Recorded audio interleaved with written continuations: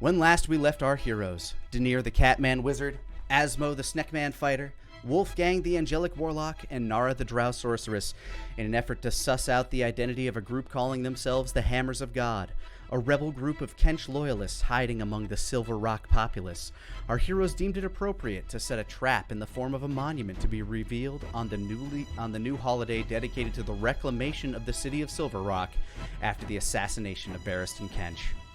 Things became much more complicated as dignitaries from not only Dragon's Rest to their south, but the Midnight Kingdom to their north came to show their support.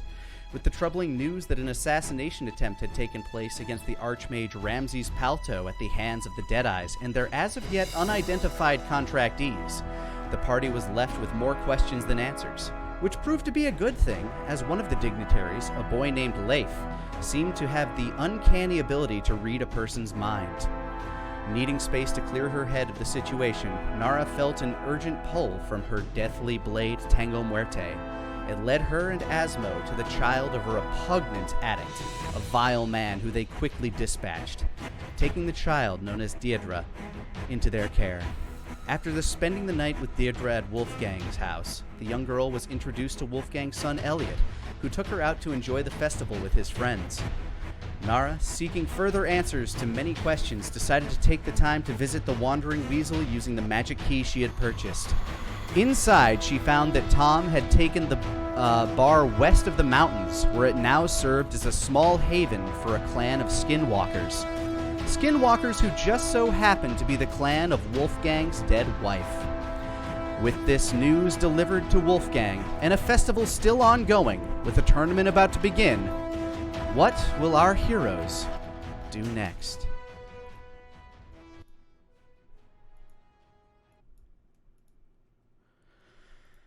That was a lot of air. Huh? What? You done? Welcome back. Oh. I hope that serves as a recap to everybody and not just... I know it's been a minute. I missed Oi guy. Yeah. Oh, he'll be here in a second. He's just after Uja Wuja Wuja guy. All right, let's see.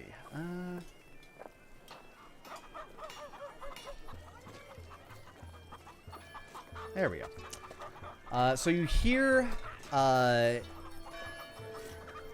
the gathering bell start, or like the kind of like a ceremonial bell that has been propped up at the newly constructed fighting arena, constructed purely for this event. There we go. As people begin to gather and the crowds begin to form around said arena, you see as people begin to gather back that way. When you said, oops, I don't know, that's when I was adjusting my pants. And I'm like, what? I was like, what? Oops. What did I do? Oh, God. I was like, what?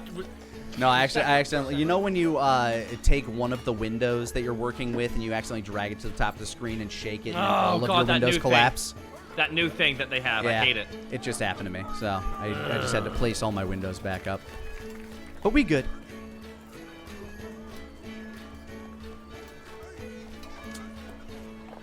So yeah. Do you also head towards the arena? Well, who are you referring to? Anyone at all. Here's the question: is Asmo still watching? Right? He's still guarding his little thing. Yes. Also, you're coming in a little quiet, Taka. How about right there instead? Better. Let me fix my microphone. Hold on. To the arena. Okay. Yeah. There we go. Okay. So who all is going to head that way? Asmo, are you still planning to patrol the streets at this time, or are you going to go enjoy some of the festivities? Asmo's quickly like throw about 100 gold into one of the lieutenant's hand to go place a bet in the tournament. Oh my God. I can actually give you the names of all the people fighting if you wish to put it Asmo's like, all right, okay, I want to go see that thing right now, but I have to be responsible, so I can't. So, okay, here's what I want you to do. I want you to put 100 on. You give me the list, Nick. Sure. There is Thaspian Willbreaker, who's a mercenary and adventurer. Oh, I like Aaron that. I like High that. Pike, who's one of your town guards. He's pretty all right. He's I pretty saw good. High Pike, but he's a nervous peer. I don't know. Yeah. Lord Obvark Harrison, I'm worried about that guy. who is Got Lord an in his name. he's an heir to one of the town's largest yumberry plantations. Shit. Then there's Tobias Smith Jr., who you know. Junior. Toby Smith Sr., and he just happens to be Toby Smith Sr.'s son. Oh. Then there's, in the B block, Corvin Glintspear, who is the one of the visitors from the north. Spec Pitchplume, who is a... Loving these names, by the way. Thank you. He is a Aarakocra. Tyrona Gaunt, Mistress of the That's Fist. a 40k character. That has to be a 40k character. She, here's her title, Mistress of the Fist. She hails from Wild's Edge. Oh, And boy. then there is boy. a half-orc who just goes by Mr. Sledge. Mr. Sledge. Okay. Asma doesn't know where to go on this one. I gotta go with the way of the fist. It's just if that city breeds tough freaks. That's what it does. All right, take that in. Tyrona Gaunt, all right, 100. Tyrone, I got 100 gold on Tyrona. Got. That's good. I put the money down on Got, but I have a nagging feeling Mr. Sledge is almost gonna go the distance. All right. Depends how many run-ins we get. Here we go. Wrestling predictions. Here we go. Asmo will not be taking a seat. Will everybody else be? Well, I just think I want to be there, but I feel like the story for Asma right now is he should really be guarding his thing. Well, here's the thing. The thing hasn't even been unveiled yet. It's Okay, and if you so maybe- if you wanted to trust it to Earth could probably handle it. Earth, I'm gonna go make sure that one of our soldiers who is in this tournament will be able to turn up to work tomorrow because, as you saw, one of them is called Mr. Sledge. Earth. That is not our worker, unfortunately, and I have a nagging feeling they were going to meet Mr. Sledge. Then Earth they will nods. be. Yeah. Besides, so I also just I think you got this on lockdown. You got this on lockdown. You got this. He gives you a salute and just kind of like taps his chest. Earth. It's good. Now, how am I? Okay, you want to place a bet in the tournament, right? Too, right? Yeah. Okay. What do you want? He holds up his kind of starts to write down on a little sheet of paper in the neatest handwriting you've ever seen, of course. Good cursive. He says he wants to put 20 gold down on Tobias Smith Jr. All right, 20 gold on Tobias Smith Jr. Alrighty.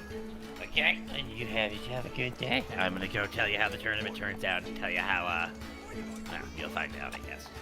All right. Now, since a lot of you are nobility in this town, you do get the nice covered area of the arena. As you all kind of gather up at the entranceway and find your way to the back entrance, you'll be all the way down at the bottom. You can see the tournament bracket there in the middle. And feel free to grab a seat wherever you want that is not currently occupied in the center there. The rest of the stands are currently filling up with people. I just did not want to put tiles down for every single one of them because that makes Roll20 unhappy. Wait, What? we get to sit in the box with the nobles? I mean, you're the lords of this town. Oh my god. I'll Is make that sure- is Can that Asmo be like Asmo? Can I appear last eventually? Because I'm the last one there. All right, That means Asmo, everyone has to get- I'll let you be the last to pick. Denier is either going to be first or second to last, depending on how long you take to get there, Denier. Wolfgang and Nara, I Denier imagine, would've arrive at the same time. Yeah, Denier Yeah. would have probably taken his time, depending on the end of his conversation with Wolfgang, deciding what Wolfgang wants to do with the Sanctuary tribe. All right, so I guess all three of you probably would have arrived at the same time then. So, Wolfgang, Nara, and Denier, feel free to pick yourself some seats that are not currently occupied. Amazing. Nara, upon seeing Bahoom, is gonna just go sit right next to him. Harash is currently like Harash. As you walk past him, his knees kind of stick out almost all. Like he is a big man, kind of stick out almost all the way to that wall there. He tries to like shift and let you side. Hold on. And King Bahoom greets you with like a kindly smile. Good evening, Miss Nara. Ready to watch people fight, even though we can't fight them also? Oh, I imagine there'll be much more to this than just the fighting. He says, What do you mean? With kind of an anticipatory, there's a odd look across his face if you'd like to make an insight check. Absolutely. But first, I will open my character sheet A good call. for the first time in a while. You said insight? Yes. 20. Soft. Let's see how well he hides it. You match him. So, across his face, you see, almost kind of like a resigned sort of look of. It's that feeling where you know there are going to be some important conversations taking place, and despite the fact that he has essentially ultimate power of the land, his look almost kind of betrays this feeling that he might not have as much power as you would believe him to be, believe him to have.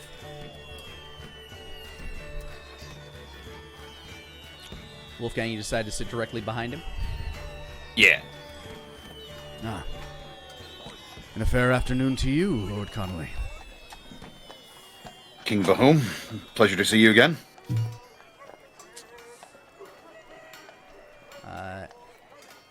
Asmo, you would arrive at about the same points to hear the jovial conversation of one person leading a three-person. Well,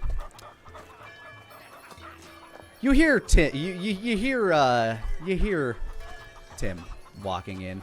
Oh yeah, no, it's gonna be a great battle. Corbin's gonna kick some ass there, right? Hey, Leif? As he's nudging a child as he walks in, alongside the boy known as Leif and the semi-dragoness Bordhish. Hey there, snake fella. Asmo, right? Canceling headphones on. He doesn't really hear them. My God. I'm sensory overloaded right now. Okay, you see Asmo with like a giant thing of popcorn. How big of a... What are they serving that's not popcorn? What is the casual snacky thing at this event? There are... No doubt there are, like, a lot of Youngberry confections. So many Youngberry confections. Is anything served in a giant bucket? If you're looking for something in a bucket, they would probably have pork skin cracklins. Oh, okay. Can Asmo have a giant fucking bucket where he's like, more pork skins, more of them in there? Yes, you can have a giant bucket of greased cracklins. That's gonna smell like shit. That'll be 3 silver. Asmo says it's priceless to him, so it's fine. There we go. So Asmo. Oh god, I'm smelling the bag right now. So.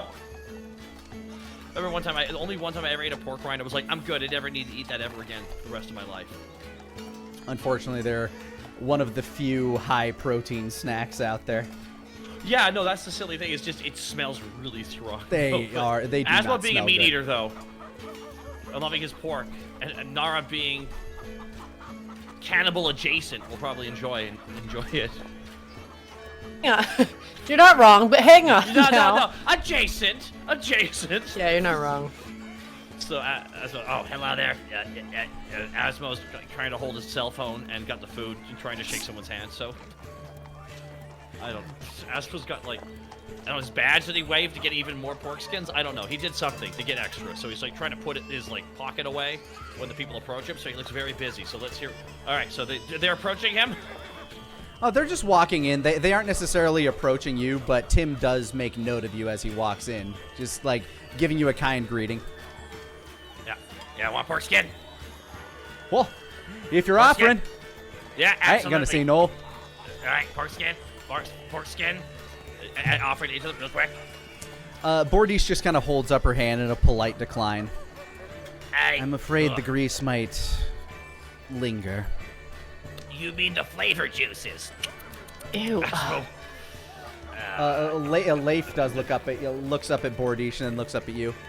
I'll try one. I give the one a little one. He takes and he starts like it. You know pork rinds. They're like much larger than a cracker. Like sometimes they can be almost as big as your hands. Yes, that's So, the thing. he's eating one about the size of his chin. Who doesn't love meat chips? All Eat right. that slow. Wow, they're eating it whole. Crunch, crunch, crunch. So Asmo, go ahead and pick a seat for yourself. Okay, so Asmo's looking for Nara. Nara! Nara!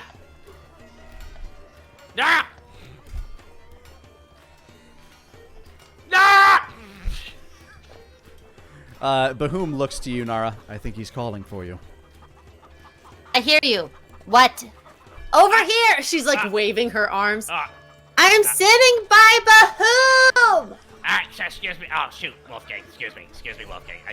She's in the front area. I'm sorry. All right, You know, let me just stand up and let pork you get rind? by here. You want a pork rind? Yep. Pork rind? Is that good? Pork rind?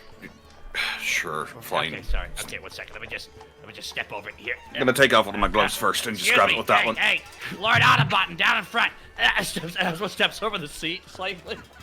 Hey, Nara! Hello. Oh shit, it's Mahoon. Oh fuck. Asmo jumps over to the other seat real quick, realizing what he just did. That look on Bahoom's face, Nara, kind of fades away a little bit in amusement of Asmo's hijinks.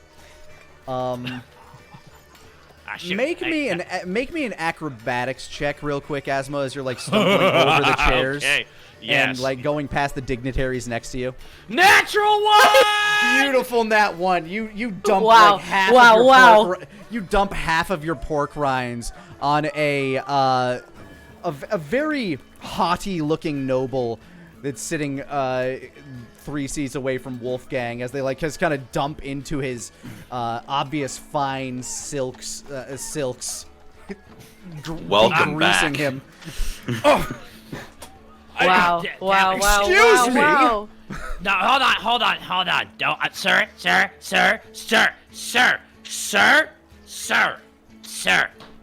Real quick. I have hold up the finger to them real quick. Hey, shoot. No, not Bahoon. That's Wolfgang.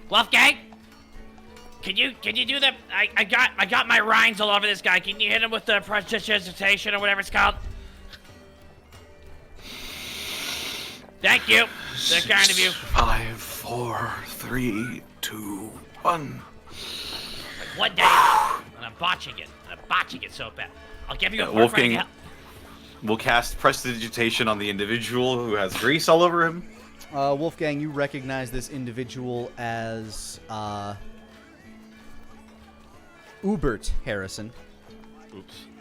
Was that not the right guy to cover it in rinds? He's just the owner of a very highly productive yumberry plantation in town.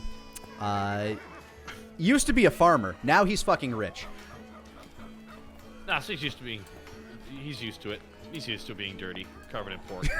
Well, now he's not. He's been rich for about 5 What? years. Well, that's not a lot of time. Has Asmo been eating pork rinds? Yes. Only if Asmo's trying to offer you. He one, but Asmo's has dealing he has with about this half of them left after dumping half of them on Uber So here. these are like oily things, correct? Yes, they are pork skins, Yes. freshly fried pork skins.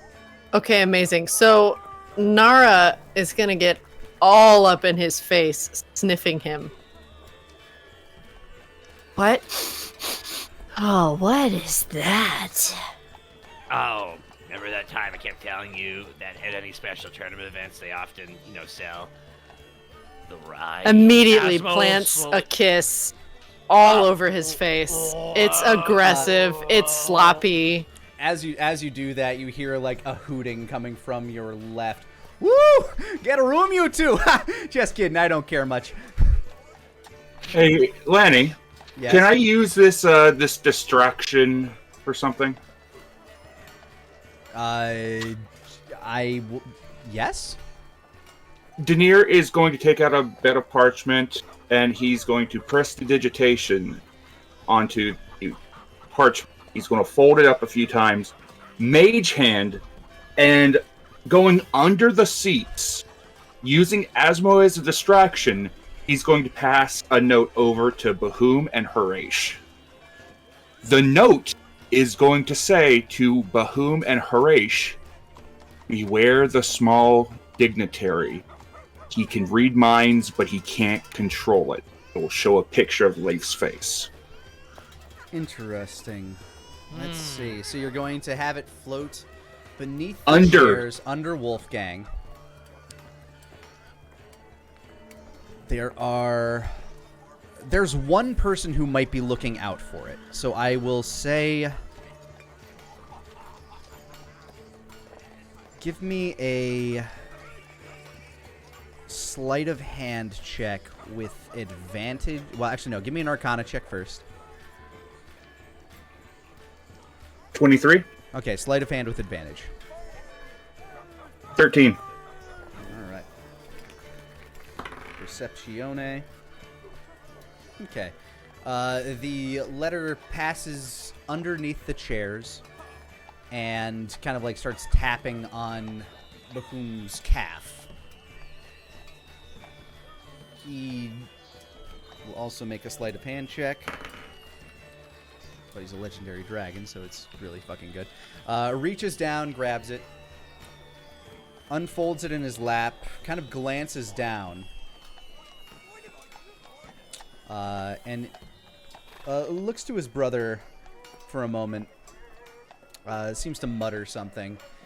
You can see that Bordish, who has taken a seat next to Wolfgang as she steps in, and little Leif next to her. Good afternoon, Lord Connolly. King Bahoum. And she seems to ignore Harish. Amazing. Bahoum Wolfgang clears his throat as he feels the temperature drop a little bit. and Bahoum turns after muttering something to his brother. A pleasant afternoon to you as well, Miss Bordish. Bordish. It's a very nice name. He seems to recognize almost instantly that she has draconic features about her, even if she is not of pure, even if she is not a typical dragonborn. Yes.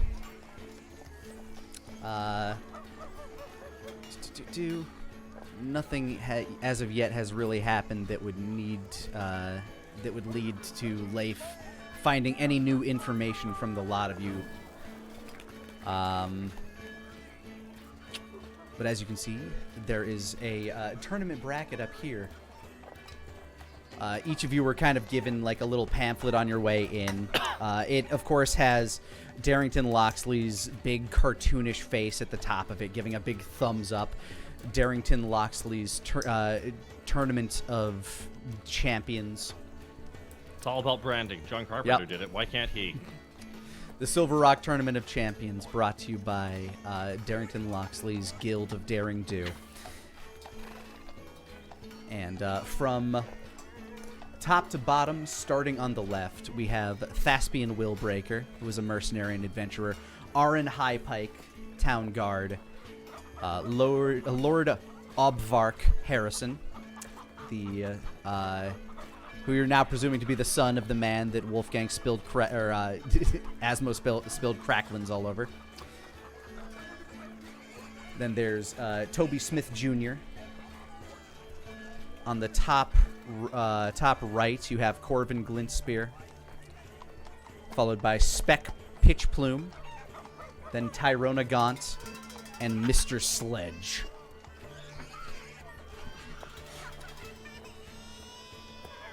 As you sit waiting for the festivities to truly begin, Bordish turns to you, Wolfgang. So,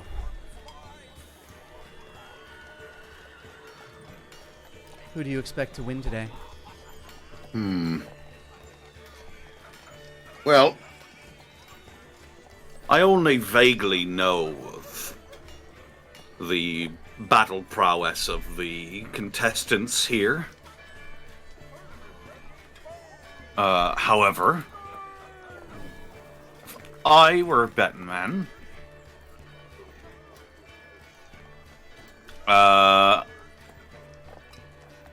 this is an elf right here. Half elf. Half elf.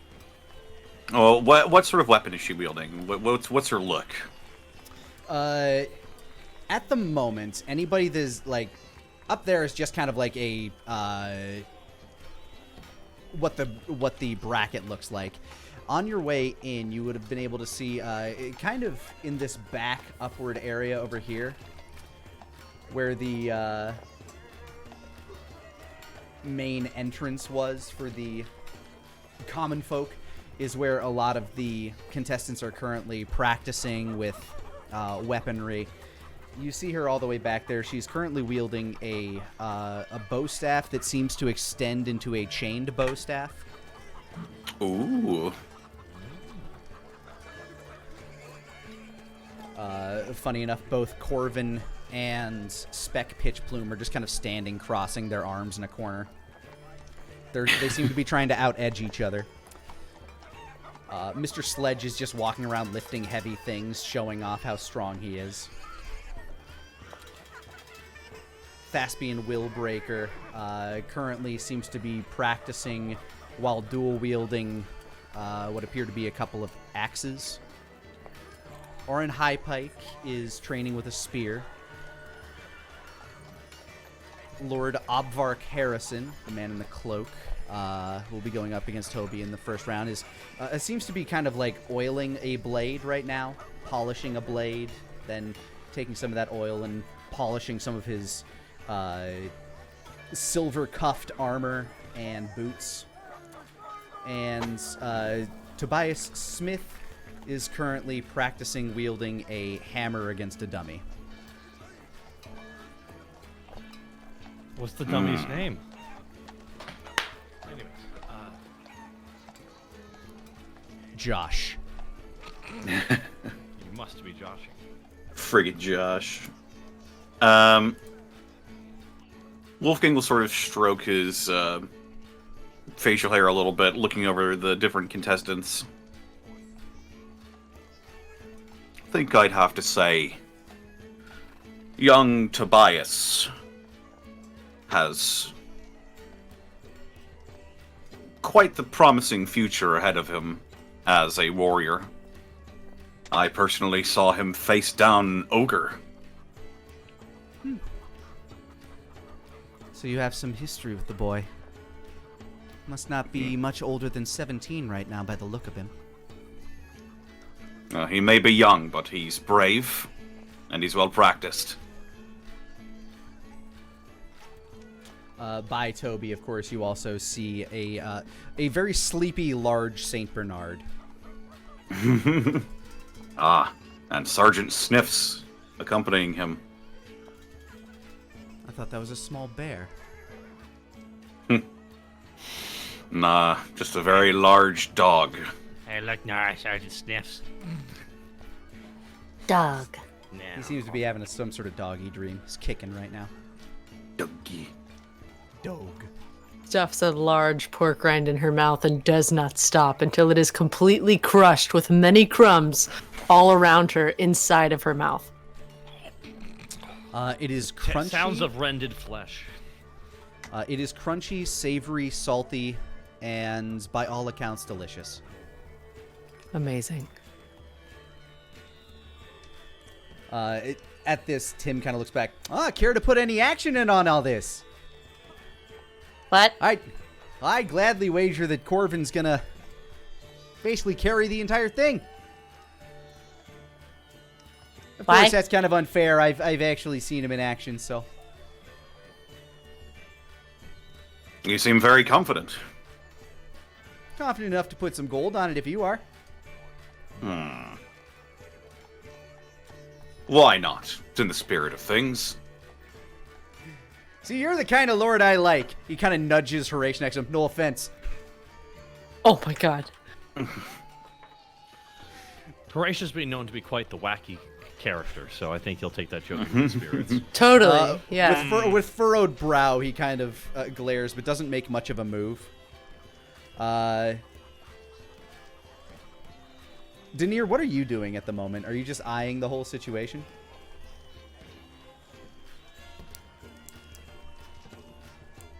Yeah, he's watching the situation, keeping an eye on everything, kind of keeping his back to a wall, and generally just watching. He is particularly watching Corvin. Corbin Glintspear? Mm-hmm. He's acting real edgy. He's sitting against a wall, got his arms crossed, a hood over his eyes. He will be watching this man intently every time that he fights. He is attempting to learn any kind of techniques, moves, what have you about this man. Gotcha. Funny enough, Spec Pitchplume is almost doing the exact same pose, just kind of in the opposite corner.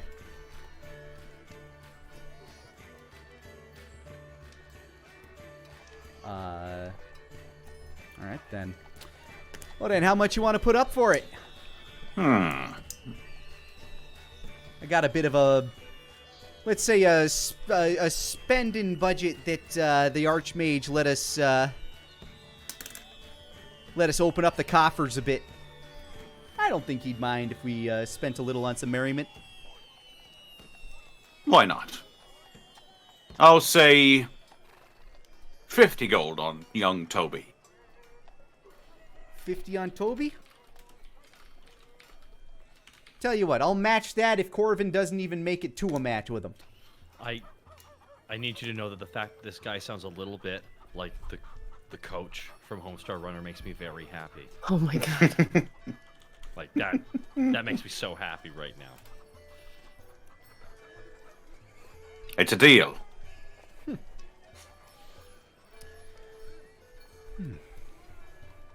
I'll have to keep my eye on the boy then. She's kind of staring at him now, though her eyes will infrequently flick between Bahoom and young Leif. Young Leif, who is kind of staring blankly around, just like waiting for things to happen. Clearly indiscriminately reading everything around him. The dragons appear to, like, if he stares directly at them for too long, they appear to give him a headache.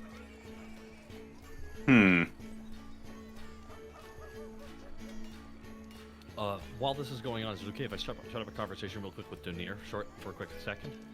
Asmo's gonna yell over the seat at Denier. Hey, Denier! Denier! The man between you and Denier is currently wincing every time you yell. So Asmo tries to say it quieter but louder. Denier! Oh my god.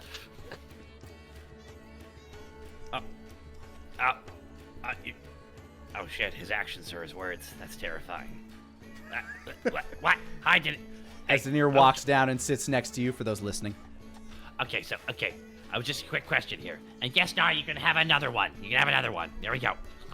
Her clawed hand screeches for another piece. Hey, Denier, you looking for this right now? Would you want one of these? I can't. Is he quiet right Shadow, now? are you talking? Yeah. Shadow has been muted for a while here. I unmuted myself, then remuted, and I forgot to unmute. Are you nervous right now because you placed a bet? I was gonna ask you about your bets, dude. You're so focused and quiet right now. Hey, Dinner, and Asmo claps his hands real quick. Denier leans in real close to Asmo. Asmo, what happened last time that we were in a big festival like this? Asmo just has a smirk on his face. He knows what he's trying to ask for right now. Isn't it great? I have to worry about that now.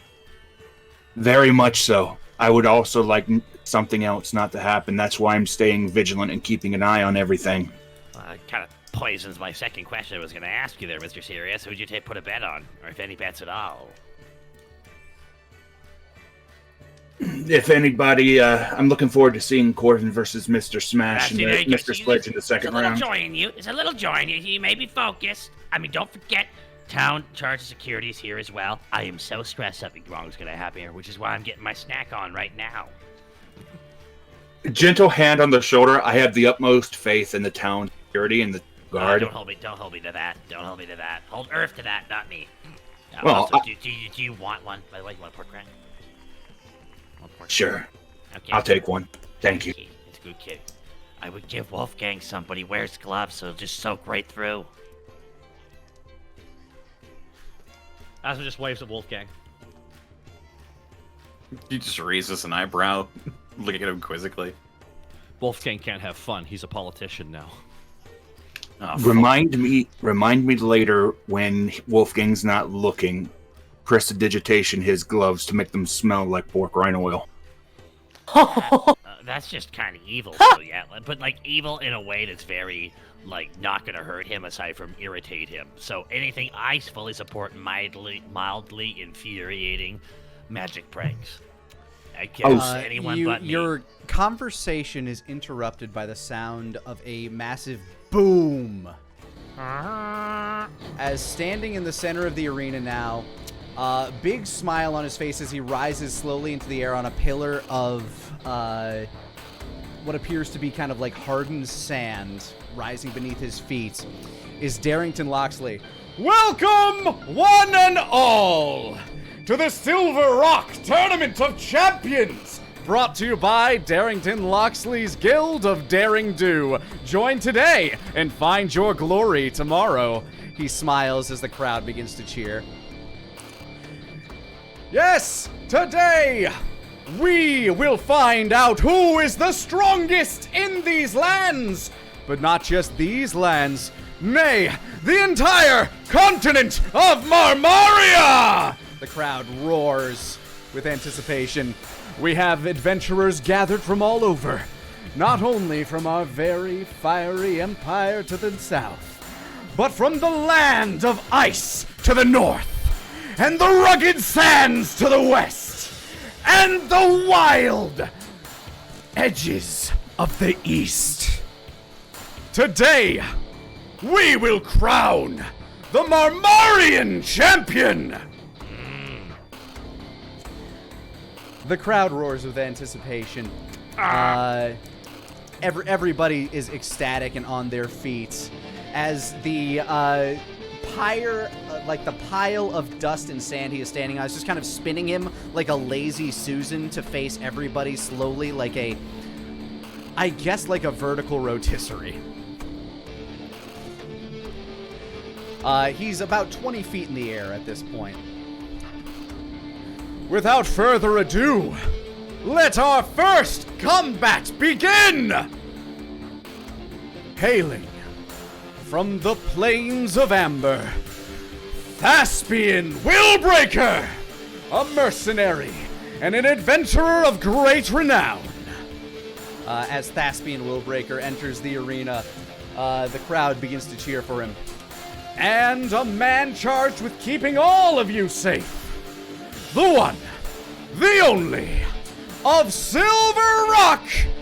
A cheer rises at the name of the town. Orin High Pike! As High Pike enters the arena as well. Asmo puts down the bucket to clap. Nara picks up the bucket. Oh my god, she's gonna... this is exact... Oh, okay, this is what I thought was gonna happen. Okay. Yep. Yeah. He looks down across the side to you. Okay, now get me down. And the pile of sand and dirt begins to lower. And he walks towards basically the foot of your viewing box. Turns back to the combatants. Fight for honor and glory! Begin! And out of the air resonates the sound of a bell as the two men begin their battle. Okay, so quick question, just for my yes? own mental sake here. How wide would you say this arena area is? This space... You know, the Roman Colosseum wasn't exactly the widest base, for example. It's about 60 feet to a side. Okay, that's good. All right, that's good. That's good size. Now, I was just curious, is like an open field, or is like a raised area in the middle? I was curious if we were doing knockouts. It's kind of a pit, so that everybody on like the arena seating can see a little bit better. Okay, So it kind of dips down into a fighting pit. Okay, all right. I'm just curious visually how this would work for a step, because I want to know how far away the action was. No. The fight goes off to an kind of an immensely one-sided start, as it appears Aaron Highpike, the guard, has great reach on Thespian Willbreaker, whose two axes come nowhere close to getting him in range of Highpike's spear. Outranged. Yeah, he's getting zoned. Getting zoned real bad and having a lot of trouble finding his way there, to the point that he's actually kind of getting backed into a corner. This isn't good for us. But you can see he takes advantage of a subtle mistake, as it looks like Highpike tries to go for like a low stab. He immediately steps on the tip of the spear, flings himself forward, both axes ready, and starts bringing them to bear as he's finally broken through the guard of Highpike, who is beginning to panic and actually ends up losing his spear as it gets smashed under the massive foot of Thespian Willbreaker. He valiantly tries to fight back, but he continuously is now very much on the defensive, losing his gauntlet to one of the axes, and it begins to draw blood. He's able to...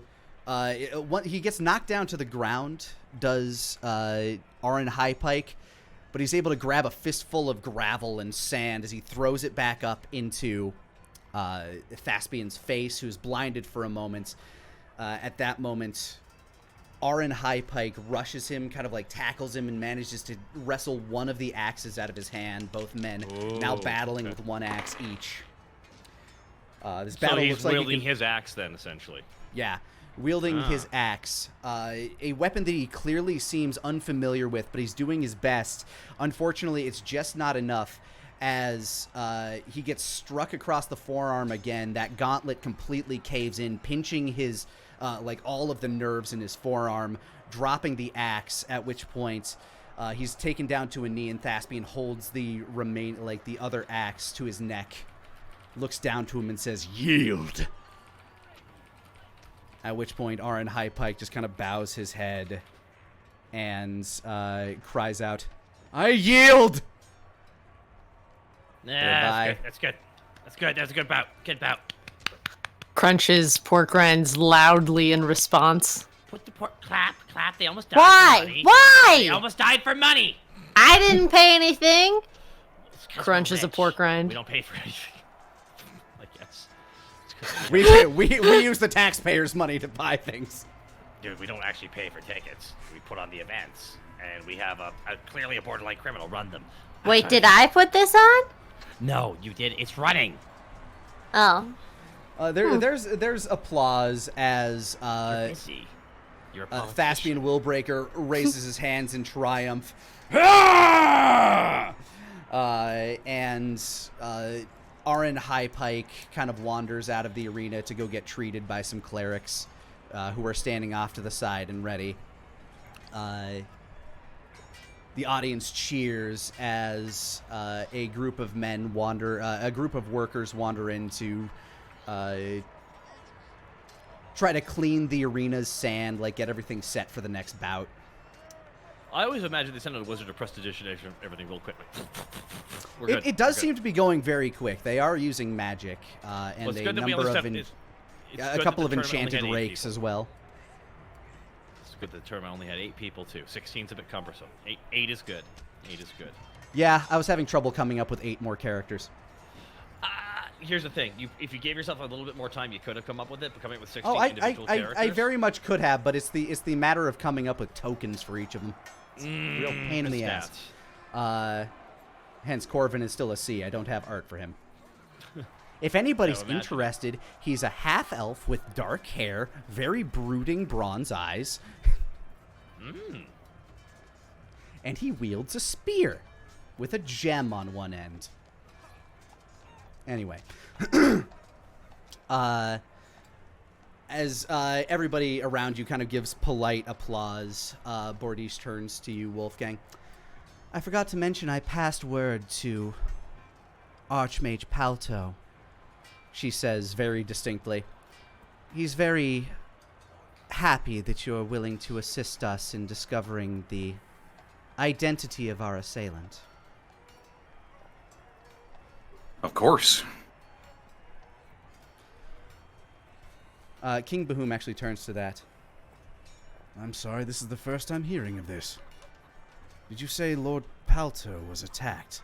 Archmage Palto was indeed attacked by a group of very well-trained assassins who are very knowledgeable of our situation. You're saying you know nothing about this? And you can see Leif kind of looking at the king at the moment. It's the first that has come to mind. First that has come to my attention. Leif seems to kind of like wince with pain a bit. And then he looks away from the king.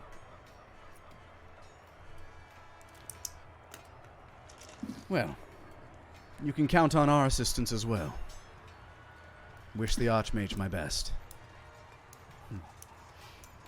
I'll be sure to do that. As another thunderous boom echoes from the center of the arena. Where's my sound? That one. And standing in the center of the arena again. What a battle! Give it up again for our first combatants. And the first to move on, Thespian Willbreaker. Now, we have 2 homegrown champions for you today. First, hailing from Yumberry Acres, Lord Obvark Harrison! There's kind of a muted cheer from the arena as the a very well-preened young lordling steps out, waving in all of his glittering gear.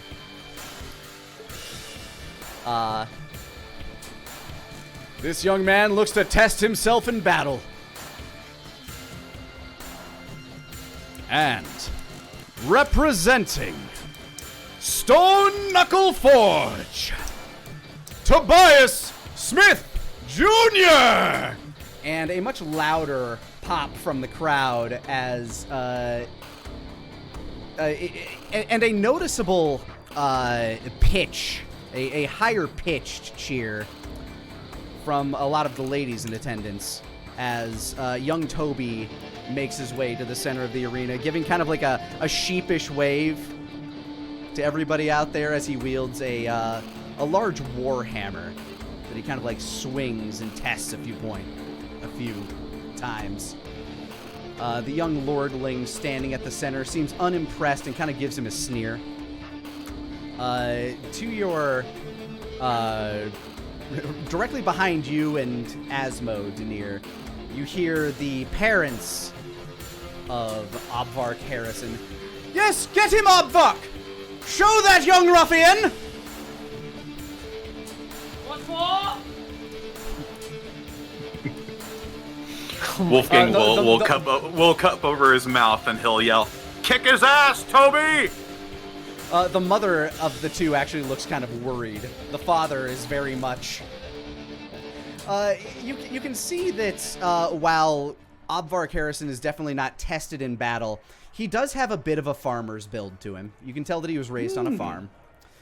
So he doesn't look weak, but he is certainly untested in battle. Let the battle begin! And right away, the fact that he's untested in battle begins to show as Toby begins to push him back, swinging his hammer with the grace of a man who has held a hammer in his hand since the day he was 2.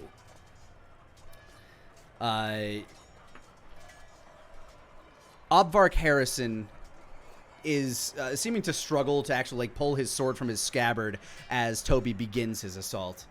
But he is able to kind of dodge and duck and weave out of the way of the hammer until he isn't. It's not a full-on blow to the ribs. He's able to kind of catch it with his elbow, but that clearly was not the right move for him either, as his hand immediately kind of goes limp to his side. You hear a shocked guffaw from his parents. It's okay, son! Swing back! Strike back! Oh, my baby! Yells the woman. That guy's gonna get effed up! That's what he yells. That guy's fucked! No, yeah, oh my god, he's fucked! As he that tries dude to is kind of dead! As he quickly tries to gain some ground against away from Toby, he begins to shake his hand violently, trying to get some feeling back in it. I have to reroll his dice. That one didn't. Yeah, Toby ain't having none of it. He kind of does a very low swing and sweeps his legs out from under him as he tries to block for the other shoulder with his blade. But Toby brings the hammer he's wielding behind one of his ankles and sweeps his leg out from under him, taking him to the ground, at which point he will roll with disadvantage.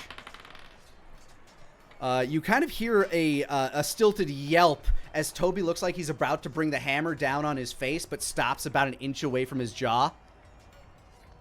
And then just gives him a little boop.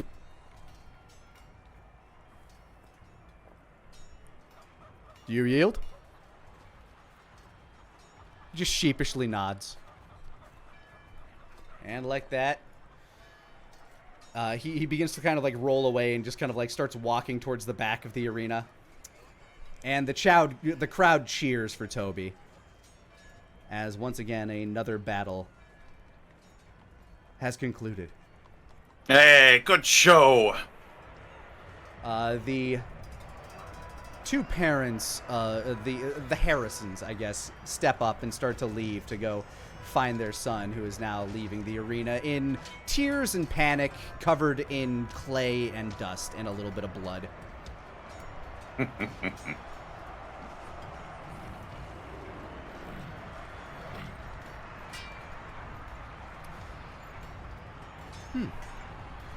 The boy seems to have a lot of skill. He's got a lot of experience with that hammer. I've known him since he was a lad.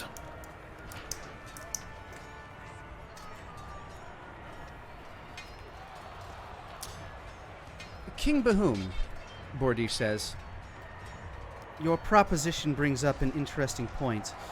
We have not had a summit in some years, and with these troubles brewing amidst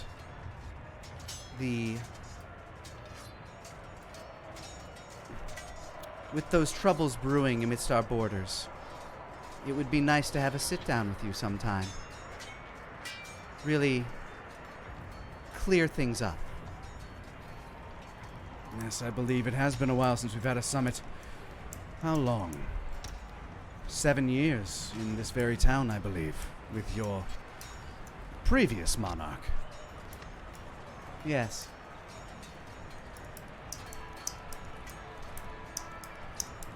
Bahum seems to ponder for a moment. Well, you're always more than welcome down in Dragon's Rest. I'm afraid with everything happening north of the border, I could not commit to such a thing for Lord Ramses Palto.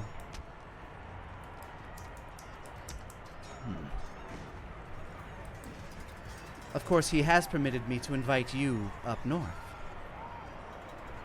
I see. Once again, a mighty boom goes off in the center of the arena.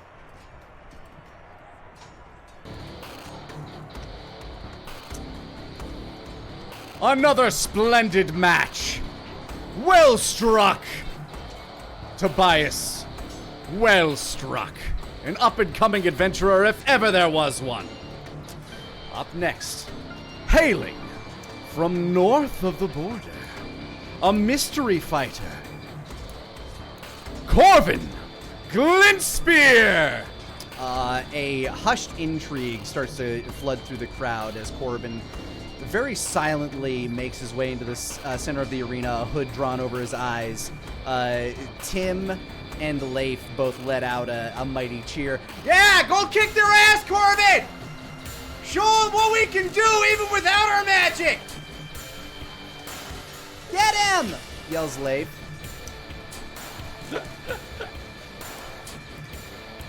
And from the darkest woods, a man, a bird, a legend. Spec Pitchplume! Strong name. Strong name.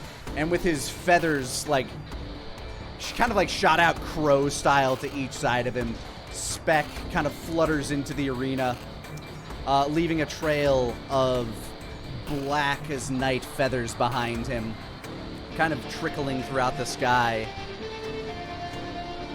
He lets out a mighty caw in the center of the arena. And the cut out there. It was a caw. Oh yeah, your caw cut out. I think. Yeah. cutting Discord out for doesn't you. like my caw. I'm wondering if it's your audio set, but anyway, we'll talk about that later. Sorry. Yeah, it's just Discord. As he lands in the center of the arena, he pulls out a spear very similar to Corbin and takes up a very similar pose to Corbin. Okay. Asmo said stop finding this interesting. Corbin kind of like glares at him for a moment, and Spec glares back. Begin! And once again, the bell rings out. That's hysterical. As Corvin moves to make his opening salvo, Spec moves the exact same way. Their spears meet point to point where each of them jab, which catches Corvin off guard.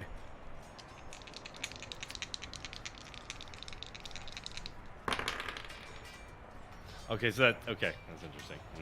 Okay. It catches Corvin so off guard that the follow-up attack, as each of them kind of like swings the spear around to try to go for like almost a spear tip uppercut, Specs actually almost lands first, taking kind of like a glancing blow against Corvin's chin, which draws a slight bit of blood. And Corvin looks rather upset at this as Spec, from the corner of his beak, almost looks to be chuckling. At this point, anyone amongst you can make me a nature check or a survival check of your choice. You said it was nature or what? Nature or survival, and Asmo with advantage, actually. 4. Just more 19. interested in pork rinds. 719. 17. Denier and Asmo and Wolfgang, you would each actually be able to kind of pick out the specific type of Aarakocra. He appears to be a mockingbird. Okay. Okay.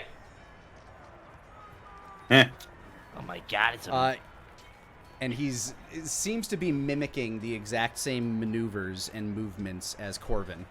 Asmo is now trying to explain this all to Nar, who's just nodding, eating the pork rind. I'm not... For sure. Uh-huh. Now, you see, that's like our cockroach, and I think it's doing a mirror testing based on the fact that they mimic people, so that's what they're doing right now. As you now, right, so you see, because I think that's actually how it's like built into their DNA! What? What? What'd you say? There we go. That's the end of the scene. There we go. The battle actually seems to go like very similarly for a while, but then you see Corvin kind of pick up on what's happening as he decides to switch tactics and takes like kind of like a hop back, and he throws his spear, which seems to catch Spec off guard. As he tries to dodge out of the way, the spear catches him in the shoulder.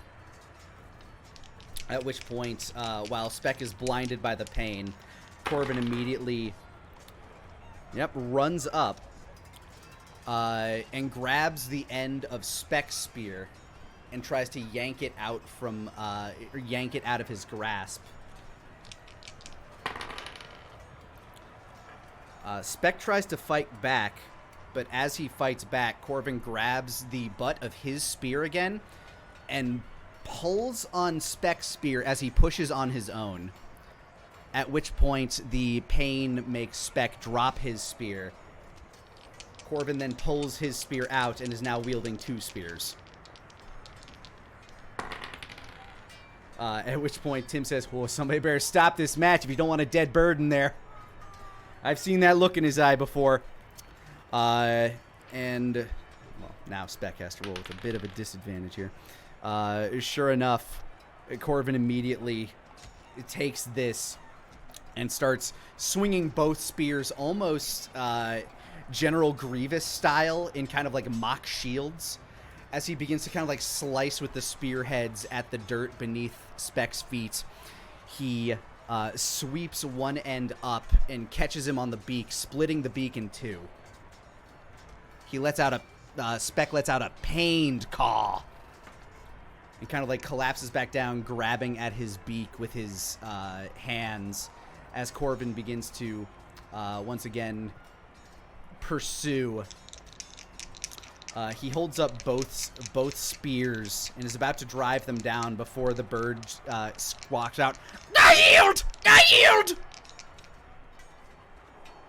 And then Corvin drops Spec's spear down into the dirt and raises a hand in triumph. Spec immediately tries to flutter off to go get healed. The crowd that was kind of quiet for a moment watching this brutality take place immediately lets out a massive cheer for this newcomer. Good bout! Good bout! Good bout! Your man is no doubt impressive. Told ya. You should see him when he gets to use his magic. I was wondering if I ever thought a doppelganger version of me, how would I do it? First of all, I know his weaknesses. I would immediately target his inability to... Oh, I don't want to say that out loud. Never mind. What were you gonna say? Go ahead. You could It's whisper really, it in my really a ear. conversation for home, It really, really what it is. Yeah, tell me what makes you weak. Oh my god, look at all those pork rinds you're still eating. Asmo, make me a wisdom save. Why? You know why. But gosh, 13.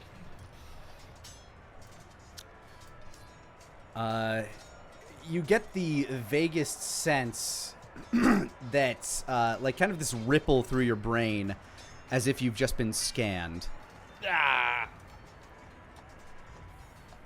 Do I notice that?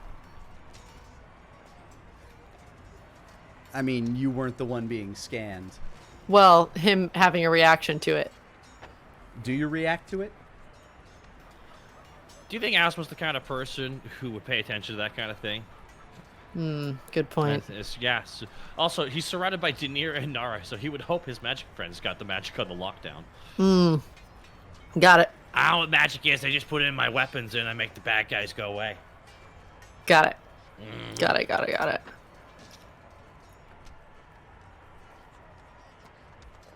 Leif now has tactical knowledge on Asmo.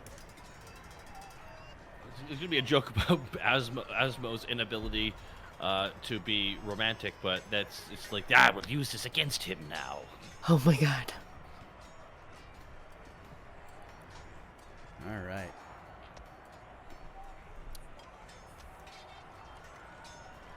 Bordish turns once again. You know, in a situation like this, where we can't come to an agreement in the here and now, Archmage Palto did suggest one thing, King Bahum. And what would that be? Archmage Palto implicitly trusts Wolfgang Connolly's judgment. And she turns to you, Wolfgang. Perhaps you could come up with a suitable meeting place for such a summit.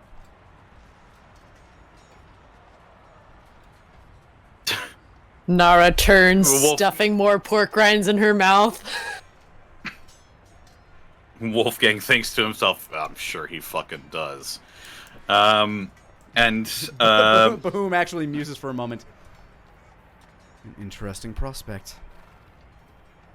Surely he knows where Wolfgang's loyalties lie. As Bahum kind of like turns in his seat and looks back at the both of you.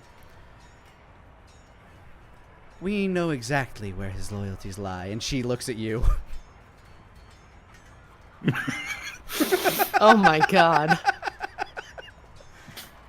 King Bahum kind of like gives a slight smirk. I agree to these terms. Lord Connolly, feel free to choose a place for such a summit.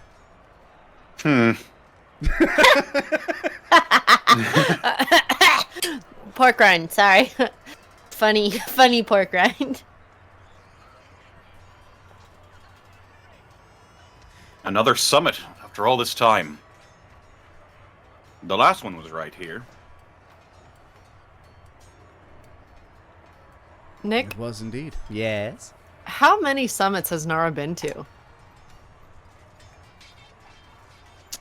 In your entire life? Yeah.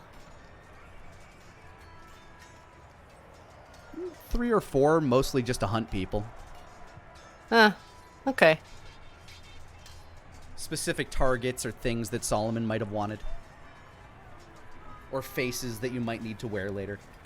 Got it. Ah, summits. Always so exciting.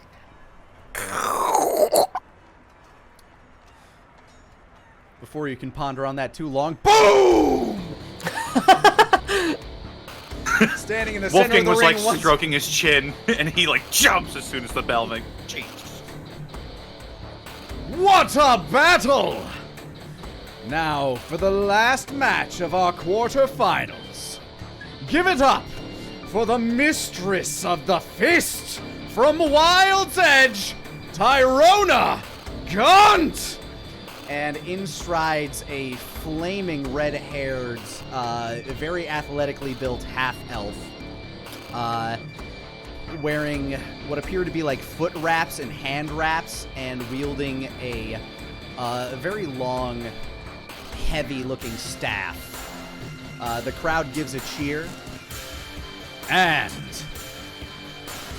from the hot deserts of the war-torn lands to the west, Mr. Sledge! And a mighty war cry comes out from the half-orc who stands about 6'5", as he trunches into the arena.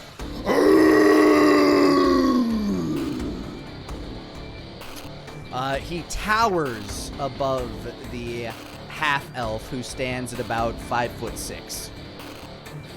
As he kind of like leans forward, giving that kind of Akuma versus Ryu pose from Street Fighter, was it like Alpha 3 or something like that?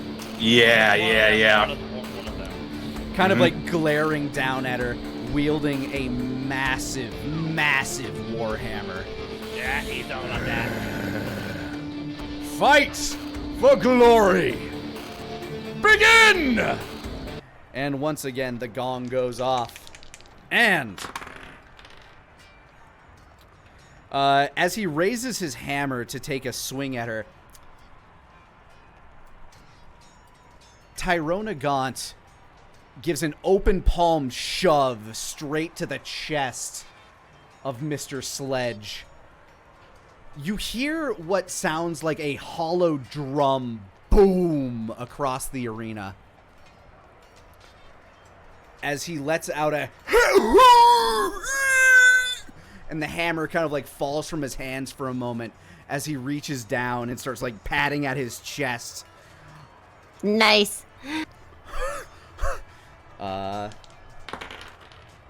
Oh, goddamn. Immediately, she takes this time to swing her staff and cracks him right across the jaw to, like, his biggest tusk on the left side of his face cracks and goes flying. Nara, make me a acrobatics check.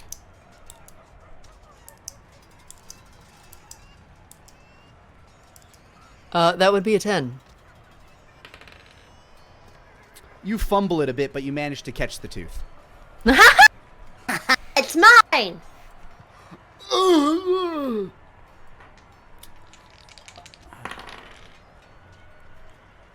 He tries to shake the cobwebs out, but you can see that his bell has clearly been rung as she immediately kind of pole vaults over his head, flips, brings the staff down on the back of his neck.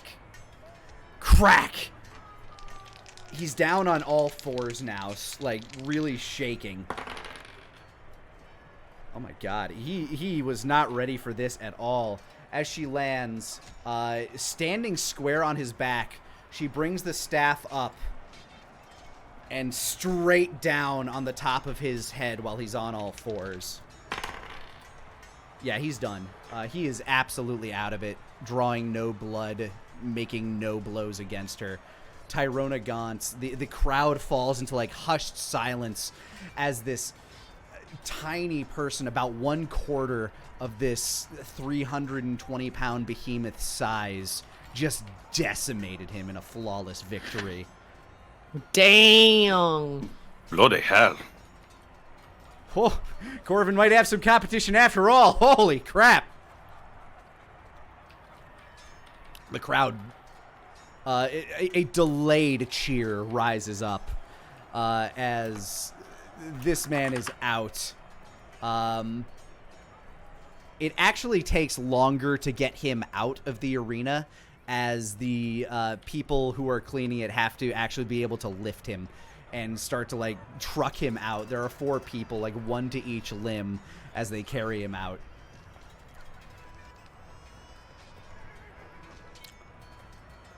At this point, up to the north, you start to see a bunch of the children kind of start to gather at the fringes of the gates, like trying to like look in.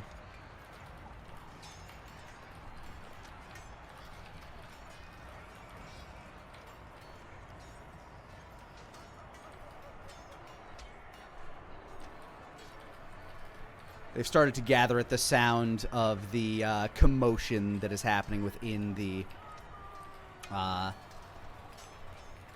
arena. Their giddy excitement. How giddy? Very giddy. A lot of like the young boys that don't have school today have started to gather. No familiar children yet. Other than, like, you know, maybe you've seen them passing around town every now and again.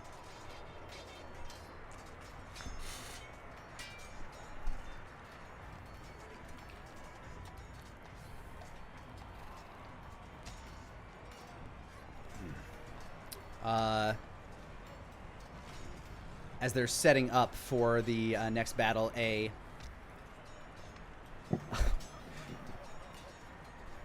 A snack vendor begins to wander through. Oh, no. He has a Hot cart dog, with, Pepsi. I mean, he want your Cracker Jacks?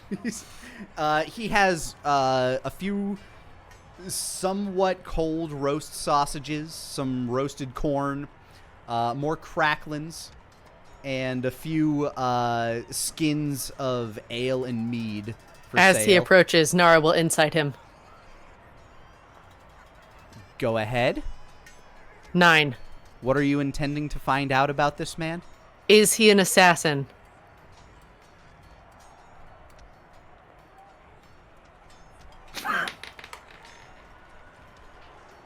Maybe?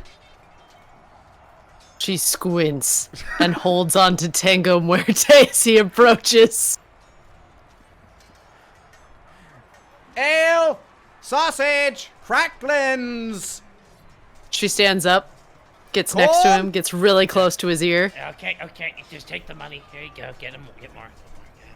Who are you here for? My employer? Sniffs him.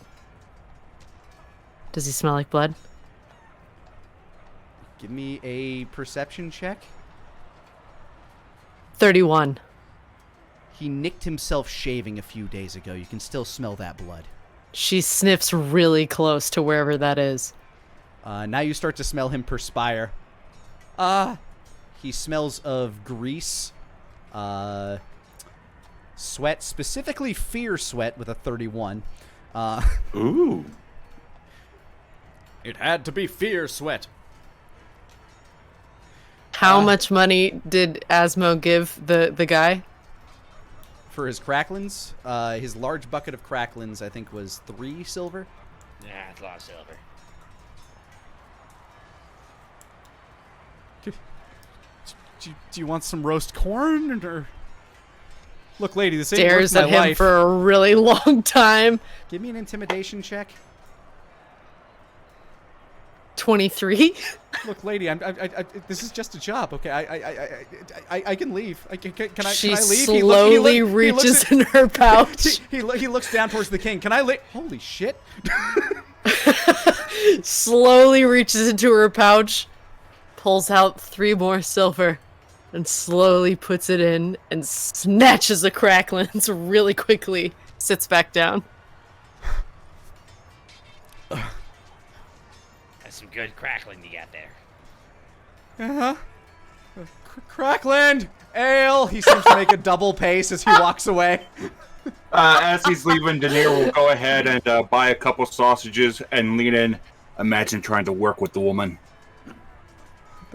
Okay, that'll be two silver per. Still staring at him. Here's a gold. Oh my god, thank you, sir. Sausage! Wolfgang just cracklins, shakes his head in disapproval. Nara feels the disapproval and does not turn at first, and then turns with a pork rind in her mouth, which she shoves all of it in with one finger as it crunches and disperses into her mouth. Bahoom looks at you. Can I have one? Yeah, of course. Go for it. Thank you. Horatio, you want one? She just tosses one at his head. Give me a... This is technically a ranged attack. Just an acrobatics will work. Sorry, go ahead. Acrobatics is the closest thing I can think of. 17. Please tell me it lands in his mouth. His mouth is not open, but it. it does hit him on the side of the lips. He looks over to you. Looks down. Oh, thanks.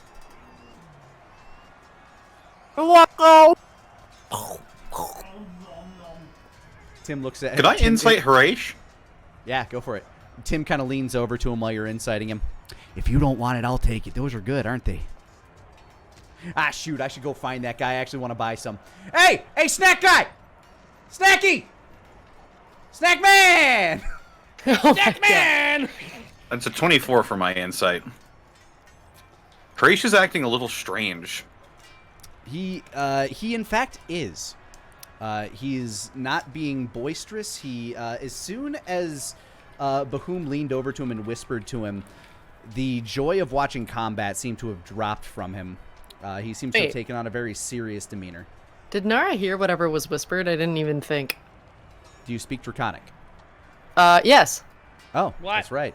Ooh. Yeah, I studied it for no reason because I wanted to. That's right, A you lot of did. college majors, actually. You know, That's really. right, I did. Oh my God, sorry. It's fine. Go. You know what? This would be.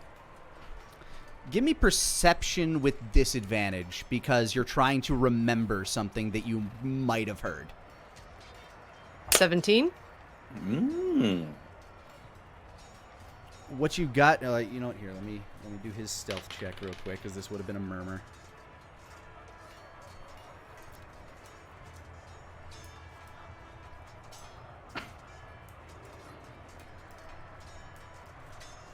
You get something along the lines of, "Boy behind you, don't let."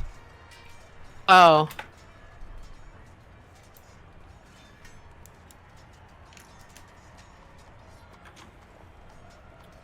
It seems that, unlike his brother, Horace is having to concentrate on keeping his mind closed, Got it. is what you're getting, Wolfgang. Okay. Nara, realizing what's going on,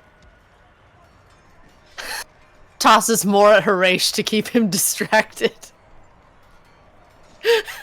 Just like, Horace, open your mouth. I'm fine. Open it. He's getting disadvantage on his next roll.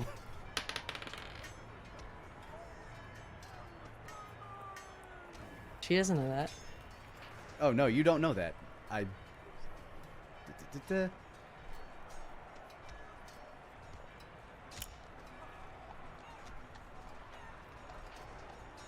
After a while, to let the people be healed and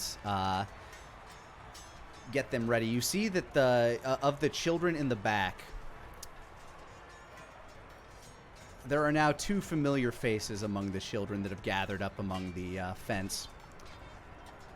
Wolfgang, your son, Elliot, and, of course, little Deidre is there as well. I will mark them appropriately. Deidre. Yeah, little Deidre. With the orange mark up there is Elliot. Oh, wow, they changed some of these symbols. And with the purple mark will be Deidre.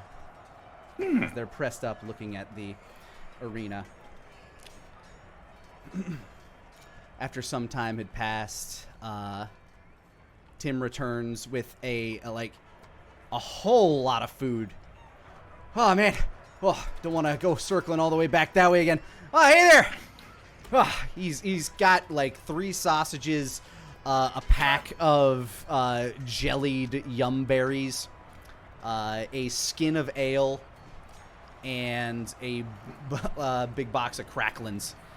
Oh, took a while to track that guy down. Yeah, I imagine he was moving pretty fast. I think he just put his kids through college. A boom erupts in the center of the arena. It is now time for our semifinals! Oh, this is good. You saw the blood in the first round, but get ready as 2 of my very wonderful adventurers of the Guild of Daring Do, Thespian, Willbreaker! A cheer arises for Thespian as he starts to enter the arena. Goes up against homegrown Tobias Smith Jr. And Toby begins to walk in as well. Everybody once again cheers. Again, the pitch noticeably higher for Toby as they step to the center of the arena. You're this close to taking home the gold, boys. Let the battle begin! And once again, they begin their melee. Toby swinging his hammer as Thespian wields his axes. As Thespian kind of turns in to try to take the axes to Toby, Toby immediately bats one of them out of the way with his hammer, swinging it in a very wide circle around his head, knocking Thespian off guard. Thespian clearly the larger of the two men, but Toby appears to have a lot of strength in his wiry build from working the forges for so long.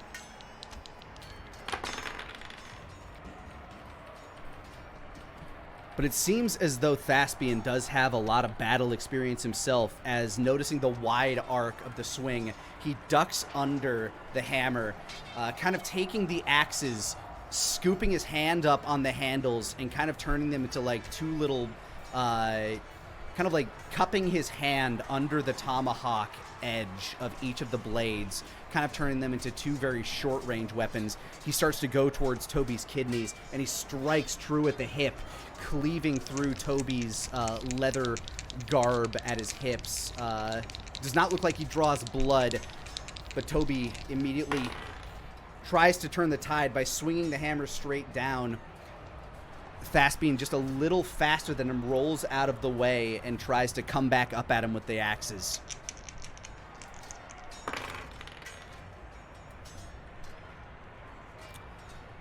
Toby, a little too slow to react, is able to kind of like get his head jerked to the side as Thespian slices the side of Toby's ear. A red streak begins to mat down Toby's hair, like starts to trickle down Toby's hair and neck, as he almost looks like he's beginning to panic at the fury of Thespian Willbreaker. Wolfgang stands up and shouts, "Come on, Toby, you face scarier than him!"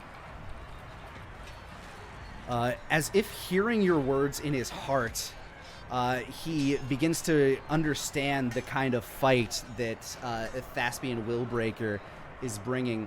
As he starts to kind of come up with another uppercut from the axe, Toby jukes to the side, using the weight of his hammer to kind of spin, and he cracks the man at the hip. Thespian lets out a loud, pained grunt. You can also hear the children in the back as they begin to wow and wonder at this fight. Ooh, man, and sure enough, after cracking him in the hip, that slowed the man down some. Toby, once again, taking his hammer in a wide circle, cracks him in the opposite knee, taking him down to both knees.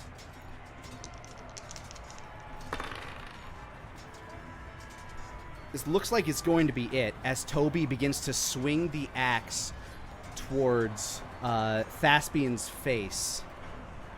But just before the hammer connects, you hear a loud, ear-piercing scream and the sound of a pop from a distance.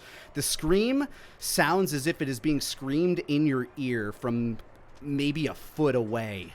Oh, boy.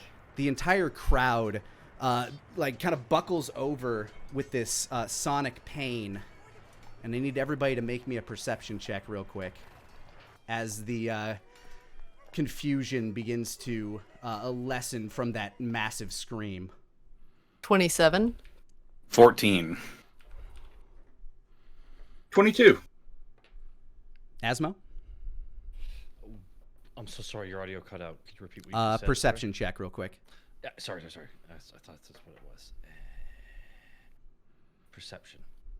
Jen can't shoot. God, all that waiting for nothing. Okay, continue on. Yeah, Asmo, it sounded like a high-pitched, shrill scream just kind of came from out of nowhere as you were about to like put another crackle in your mouth. You kind of like wince and drop it to the ground. Wolfgang, you know that like the pop and the sound came from where the children were standing. And Nara and Daenerys, Nara specifically, you're able to point out the specific center point of that sound was Deidre. What? Daenerys, What's happening? that scream was magic.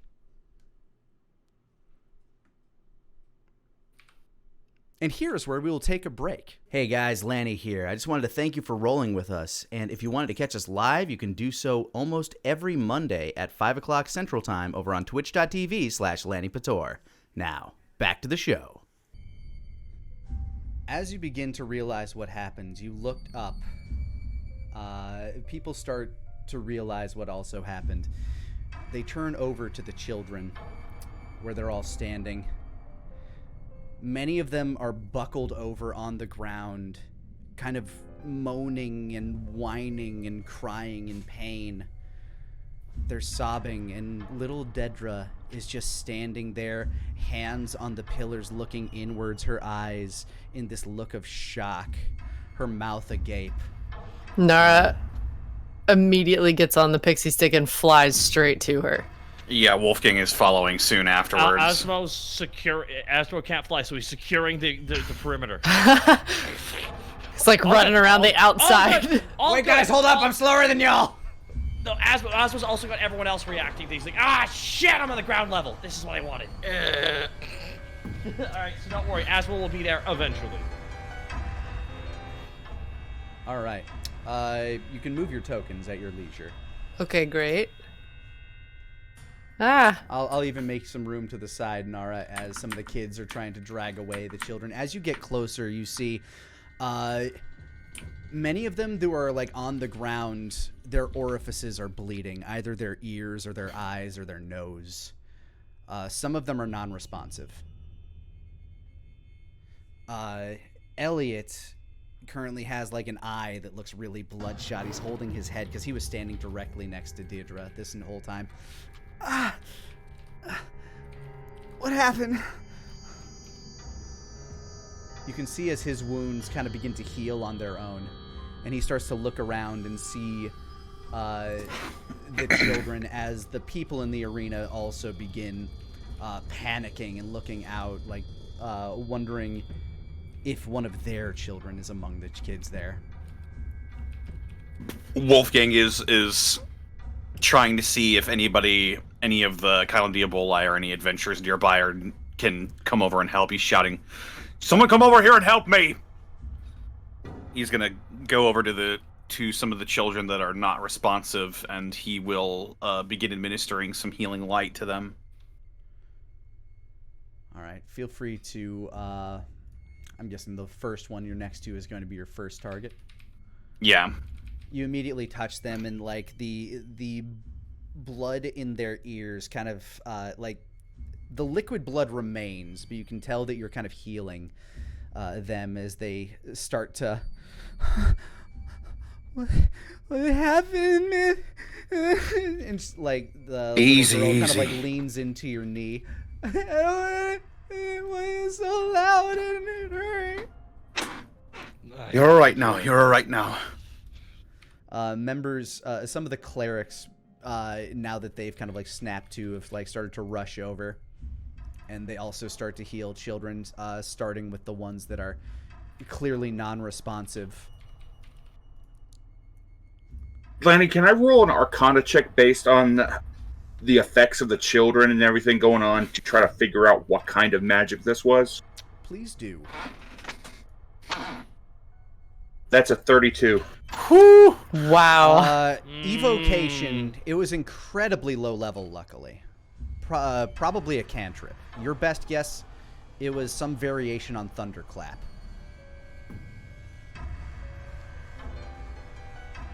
And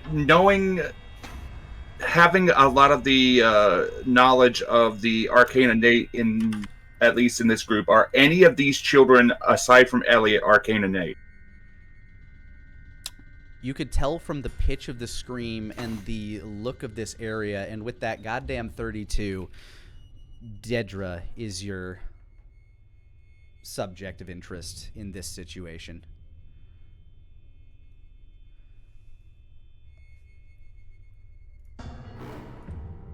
Look over towards Wolfgang. Low-level evocation magic, more than likely a cantrip. And he points at Deidre. Elliot looks up to you. Dad? Son, are you all right?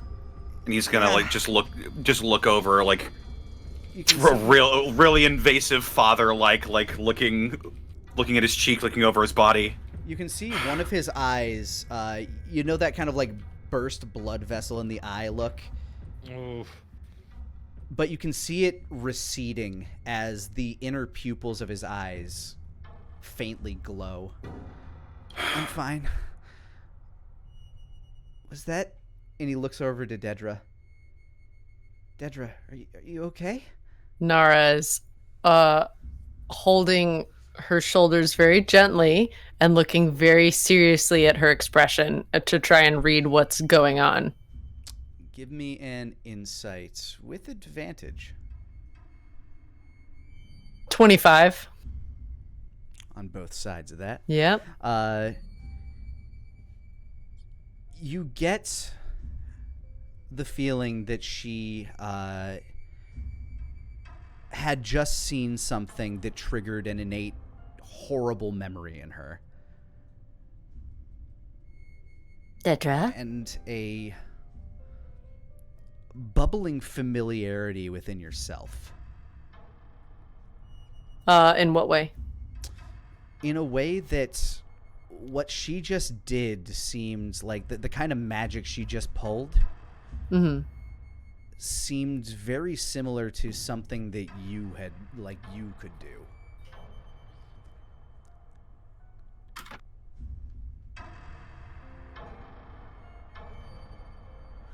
She looks up to you, her eyes still and doll-like. Did something scare you?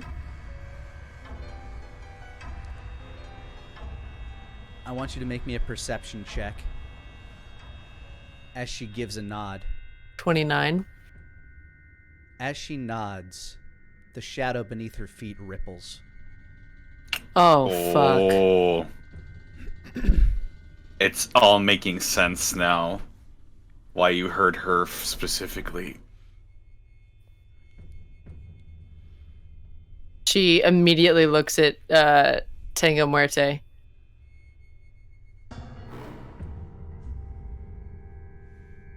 Is this what this is about? It sits scythely. Oh, God. It sits scythely? Did you say... Is that what... That's, Yes. That's good. That's good. The children are all relatively healed. Some of them are still unconscious, but moreover, there is now a gathering of angry attendants wandering this way. Some hoping to gather their children. Some just very upset at whatever just happened. What's going on here? What did this? What was that? It's on the verge. Like, Wolfgang and Nara and Denier, give me insight checks. On his way. Ma'am, excuse me, ma'am. 24. Asmo, you can move your token if you want. That's true. 22.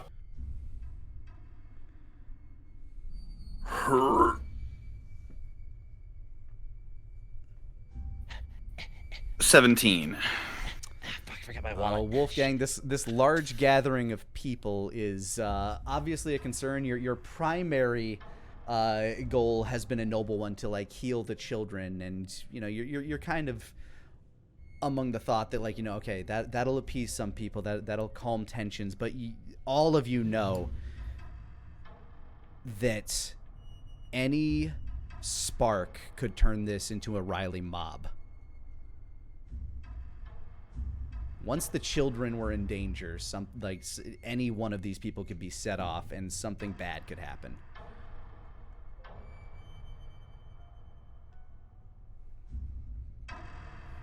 Wolfgang will,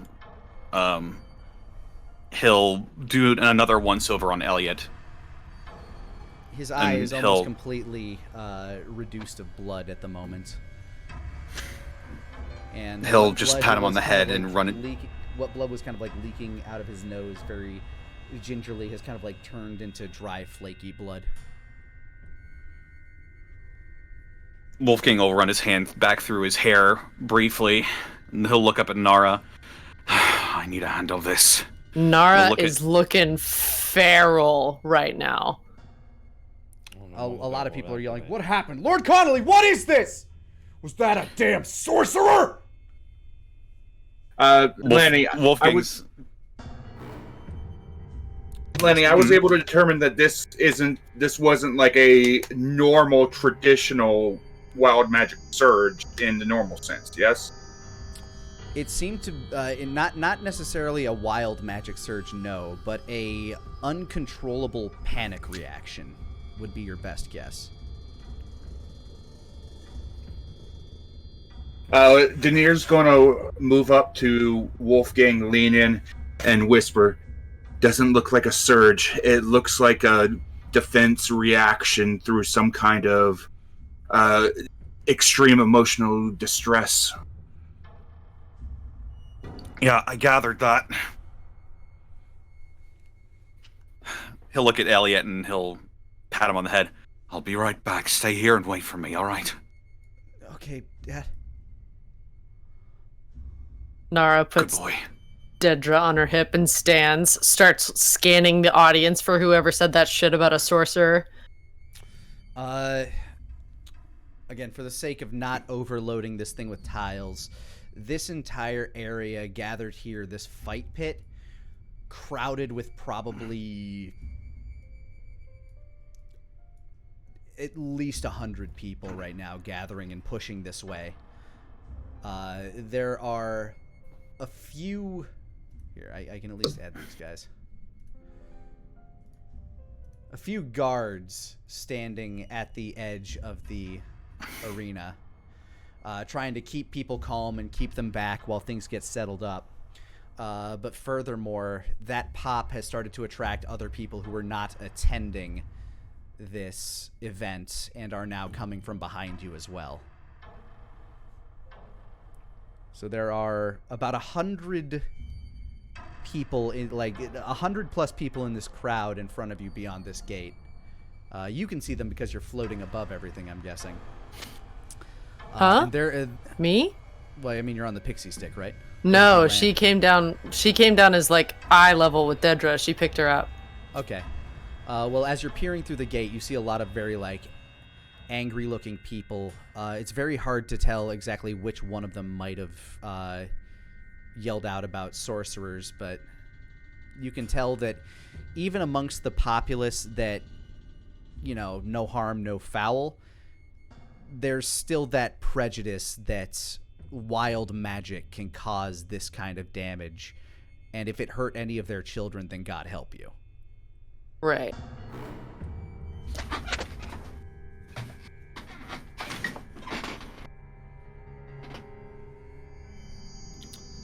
Wolfgang Tensions will continue to rise. Yeah, Wolfgang will begin to head out towards the mob. Okay, so as I was about halfway there, so where has the mob formed up around everybody? You see the top of the arena there? The mob... Here, let's see. Okay, cause... Oh, I know what I can do. Hold on. Give me a second here. Actually, I'll just... Give me a second as well. I'm reading the rules on something here. No, don't worry. I'll use Toby's indicator to indicate where people are standing. He's a giant man! Big Toby. Two big Toby. Three big Toby. Ah. It's the name of my indie band. Three Big Toby? Three big Toby. Yeah, Wolfgang will place a hand on this guard's shoulder as he walks past him. He looks at you nervously. You can hear kind of like the clattering of his armor as he's trying to save face in front of this mob of people that could very easily swarm past him. He gives him a reassuring nod and he raises his voice. "Everyone, I understand you're confused and you're upset, but please, we have this situation handled." Yes, you do! You hear from Asmo yelling. Yes, you do! Give me a persuasion with disadvantage. Can I assist with that? Because Asmo was gonna like chime in the second he was done. like literally. Then just a hopping on regular that. persuasion check, since Asmo is also yelling it. And these people do trust Asmo. He has been protecting them for years. Town guards here. As of you. Everyone appears to be okay. No one's in any imminent danger right now, except for how you react to everything. Remember, we got this. I'm trying to talk as banal as possible, but just trying to help. All right, regular persuasion. Here we Regular go. persuasion. That's a soft 20. Soft 20. Thank God. Fuck. You see some people begin to calm down as they notice that they're some of them see that their children are safe. There's still a decent percentage of these people who are still angry that something like that could happen. There's a quiet, dull murmur going through this crowd, but they have seemed to have calmed down a little bit at the behest of their lord. I understand that you're upset. Trust me, I know how you feel. My child is over there right now. As a parent, I understand how you feel, but trust me. I haven't steered you wrong so far. I promise I won't steer you wrong here. Another persuasion, just flat persuasion. Okay.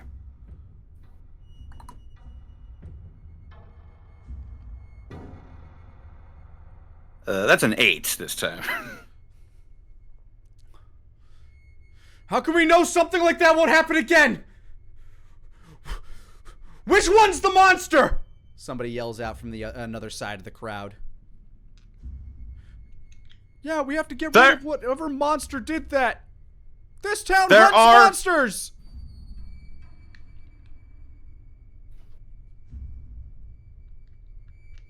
We do hunt monsters. That's why I can confidently tell you there are none in our midst right now. Not a one, folks! Asmo yells over the banister at everybody. Town guard taking care of it! Then what happened? We have to find out, so don't stress us right now! Asmo just a thumbs up, actually. Thank you! Oh my god. Not that one guy keeps chiming in, and he's making shit worse, so I'm targeting him. That's fine. There are It's multiple guys. I'm not doing different voices for all of them. Fine. But okay. They all have names too. Do you want it? Asmo's locking eyes with them and being giving a thumbs up. We're okay. Okay, we're okay, everybody. Asmo's trying This to be one's Andy. This one's Bandy. This one's Candy. Oh my god. This one's Oh my Sandy. god, wow. As Asmo walks up to some of the people my God. surrounding that, he's gonna Go back to your seats, folks. Go back to your seats. Their Back to last your name's seats. Kong. Head back to your seats. Thank you very much. Thank you so much, everybody. Head back to your seats so we can get on with everything and carry on from here. The children are all fine. You are all fine. We're just trying to make sure we understand the situation.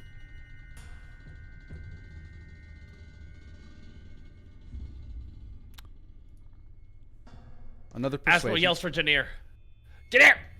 Daenerys! Daenerys, as you're yelling, Daenerys is actively tending to the children. Right? He looks up slowly towards you. What? Daenerys, if there's ever been a time for you to do any of your magic right now to calm people down, now's the time. Leave the kids with me. You go take care of that right now. Wolfgang needs your help to calm down everybody. Everyone's all trying to get answers from one person. We need something big. So you need to show off something. Anything you can do right now. Make him laugh. I have no idea. Okay, is this the kid right here? Okay. You're okay, kid. You're okay. You're okay. Magic's annoying. It certainly is. Do it if you want. I'm here to help out. A lot of the children are still sobbing and they were basically just in an explosion. Like a flashbang. Very lucky none essentially. of them rolled a nat 1. That would have killed a kid. Oh my god. Ooh, Wow. that would have been rough. We lucked out, huh? Yeah. Hey, that was really loud, huh? That was really loud. Imagine it for me. My hearing's even better. Asmo's lying. He's just trying to Asmo's like, hey, is one of the kids seems to be doing okay? They all appear to be healed, but they Out of all the kids, does any of them seem to be not crying but have their wits about them? most of them appear to be in shock in some That's way, what I'm shape, or assuming. form. The only one that really appears to be all right is Elliot. How are any of them? Do they seem cognizant enough to like point to where people did things? Are they looking at Deidre at this point, or? Okay, I got. Sorry, Most of them. Go ahead and give me a insight check for the crowd of children, Nara. Okay. Right after her too, real quick. 15. All right, what were you gonna ask, Asmo? Asmo is gonna like whistle to. What's Elliot doing right this second? Right now, he's kind of like checking on the other kids around him, trying to make sure they're okay. Elliot! I'm trying to get his attention. Elliot! He turns. Go to your dad! Go to your dad! Get her to pick you up and wave and say you're all okay! So you're seeing one of the. I'll joke aside, out of character, seeing a kid stand up and wave to everybody will give a certain sense of calm instead of them all being out of frame of a bunch of people. You know what I mean? Go to your dad, help him! He puts his hand on like the shoulder of the kid he was just trying to comfort. I'll be right back. That's right. Hi there.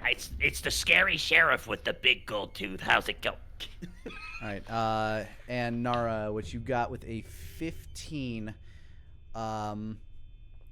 The kid directly to your north is staring at Deidre. A look of confusion but budding understanding coming to their face. Wolfgang, Elliot steps up by your side. Uncle Ass told me to... It's a little bit of comedy in the middle of this madness, but hey. Swear to God, I'm gonna kill them. Wolfgang will kneel down and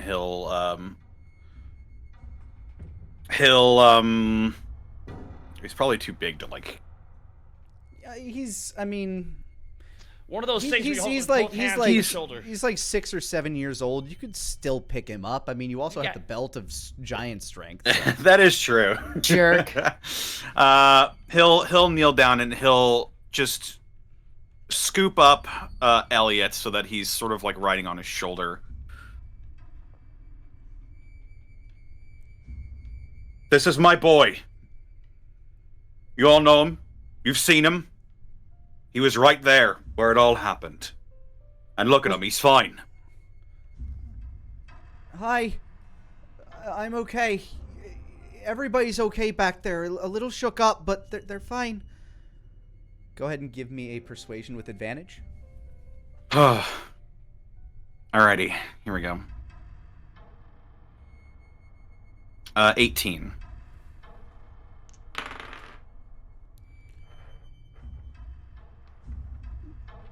A woman yells out, "Then can we get through and check on our children, please?" Everybody just stay calm. We'll be bringing the children out soon. Where's my daughter? We don't need everybody pushing through here all at once. I swear to you all, we will get your children back to you, and we have the situation well in hand. Daenerys moves up and whispers something again into Wolfgang's ear. It looks like no lingering magical effects on any of them. This was just a simple minor cantrip. Blast and done. He lets out a sigh of relief, as relieved as he can be in this situation. All right, good. Thank you.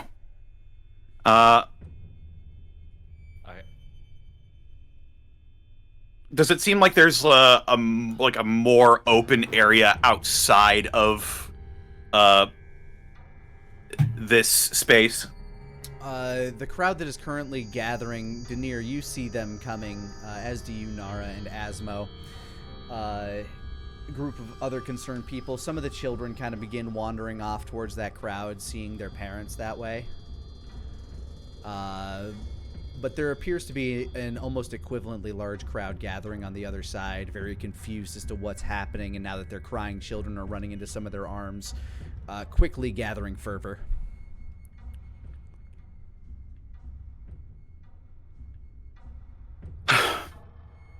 Wolfgang will look to Asmo and make sure they all get to their families with you.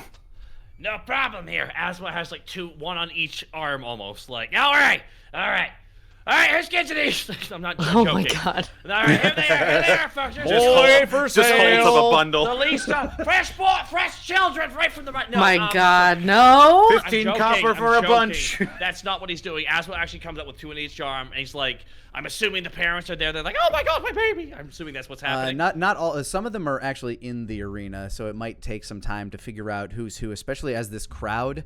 A majority of the city is here, and a good chunk of surrounding towns are here enjoying the festival.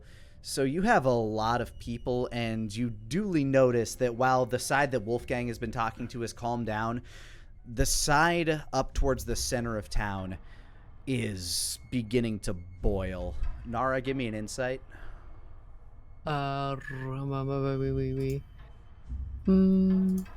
26.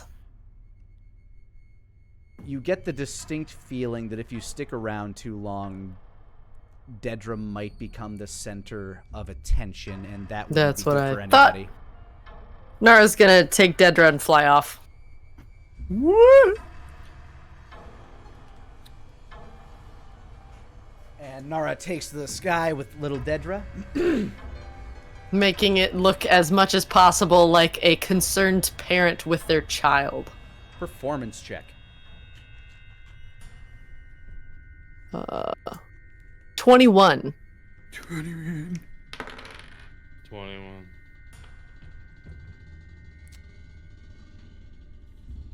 A vast majority of them seem to kind of understand, and you get a few suspicious eyes. Okay. But they aren't exactly what you're focusing on. As you fly Deidre off to safety, where would you be flying her to? Back to Wolfgang's house, where Jamat might still be.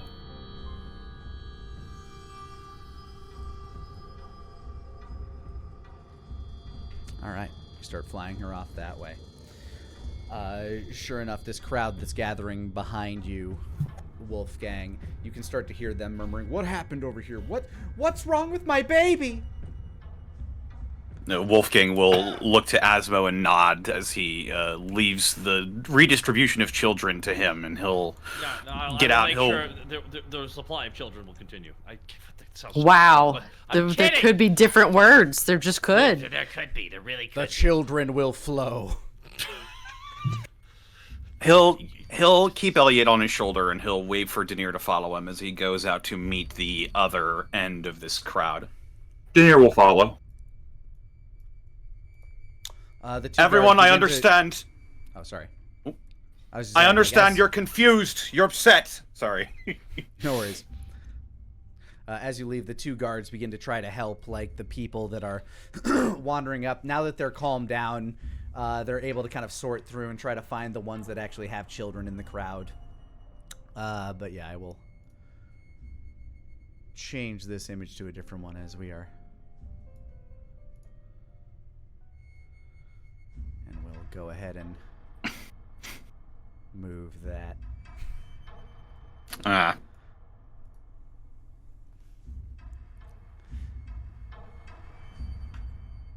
But yeah, go ahead. As the crowd is gathering, you have your boy on your shoulder.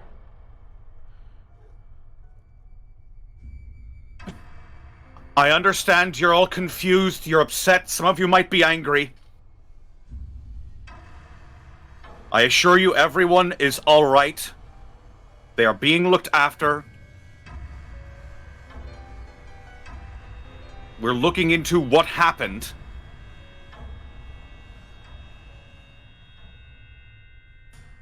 But I assure you, everything is going to be all right. Persuasion. Not with disadvantage, just flat. Is there any chance that me being there would help out, since I am the High Arcanist?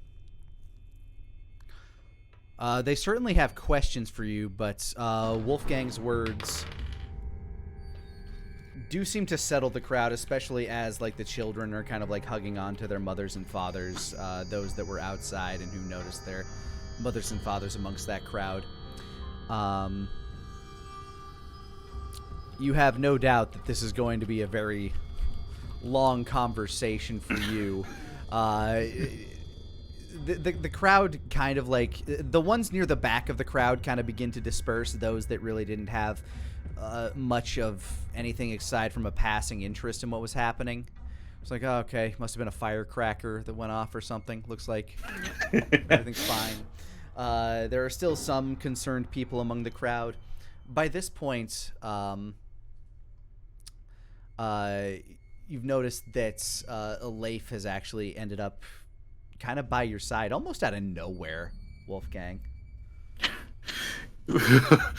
Wolfgang will like take his hat off briefly to wipe the sweat from his brow, and Leaf will hear, I need a drink, I need a drink, I need a drink. Oh my god.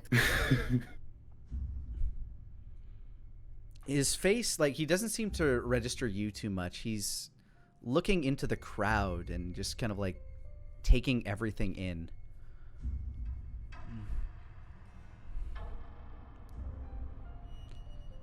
A few people wander over to you, Denier.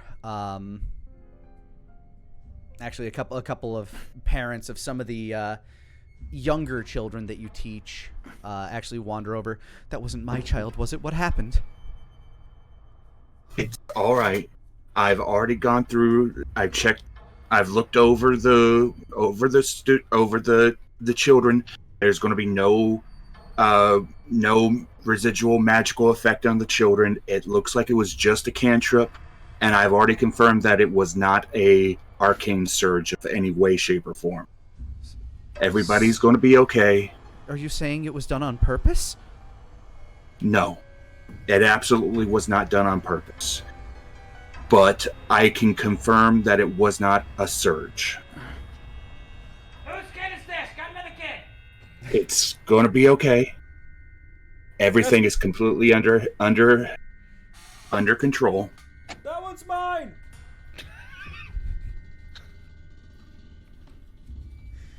Okay. We're figuring out what happened.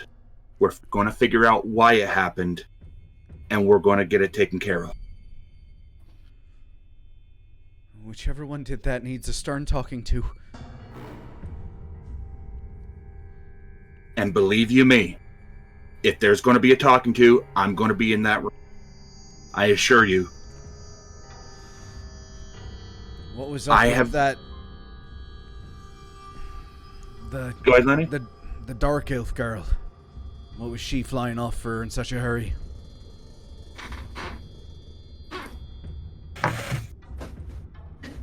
Apparently, she's taken quite a fondness of the girl. She wanted to make sure that the girl was okay and taking care of herself. Deception check. I mean, I'm not technically lying. I'm just omitting, but okay. Omission is a deception. A lie of omission. That's a 21. Hey, there we go. One always gives me the creeps. I'm surprised she took a kindness to anything like that. She walks in a room. You always feel like she's gonna walk out with your skin. Not wrong. That's the thing. No matter how stern you seem on the outside, sometimes people can have a heart of gold. Not right. As long as I don't have to see her at parents' night, I think we'll be fine. Don't you worry, I'll be handling meetings with her individually. He gives a little smile, trying to calm the moment. But like I said, I've gone through, looked over every single one of them. There's no lasting magical effects on any of them. So we, definitely good on that aspect. And I know that it's not a surge. That's what we've been able to figure out so far. We are continuing to investigate the issue and look into the issue and determine why it happened, how it happened, and to make sure that it never happens again. A cloud of dust appears between you and Wolfgang, and out emerges Venariel, carrying a clipboard, looking extremely exhausted. Oh, I heard what happened. What is going on? She looks around, and since Leif is there, she immediately needs to make a wisdom save.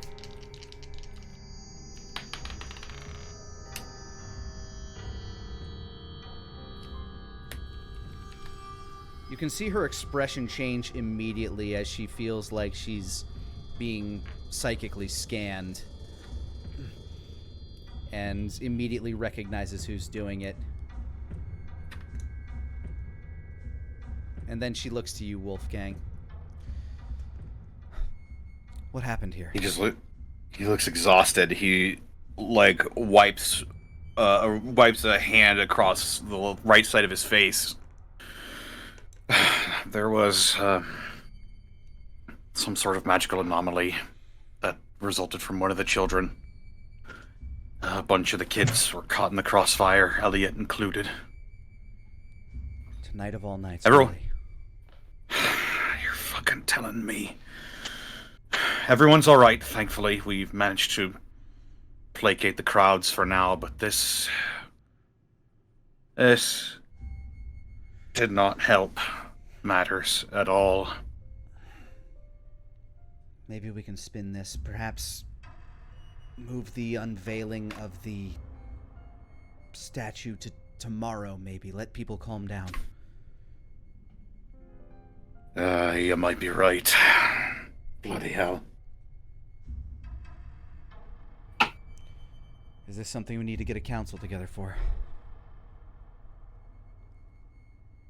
Or is this... No, I don't think so. I think this was an isolated incident. It's just bloody piss poor timing and a horrible way to find out. Well, it seems like things are calming down here. Good job, Emily. I suggest you take the night to solve whatever this issue is, and I'll see what magic can be spun to get the mood lifted by tomorrow morning. Mood lifted? There's some sort of cheering up spell? Well, we have a lot of booze. Yeah, that we do. Fucking hell. I think I might need some of that by the end of tonight. I'll confer with Loxley. He has a way with the people. Aye. He's a talker, that one. She glances at Leif once more, who's just kind of standing silently, looking at her and then scanning the crowd again. She looks back to you. I'll go back to putting out fires then, and in another poof of smoke, she disappears.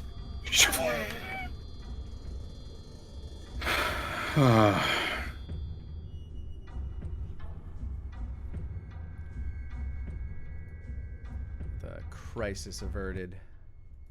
That took all of us thinking on our heels. I'm not Yes, gonna lie. well done. We had some very lucky rolls there. Yo. Okay, so not to spoil what I was thinking there, that the reason why I was like scrambling along there slowly, because I was worried something else was going to happen in a separate area, and we were all going to be bunched in one area.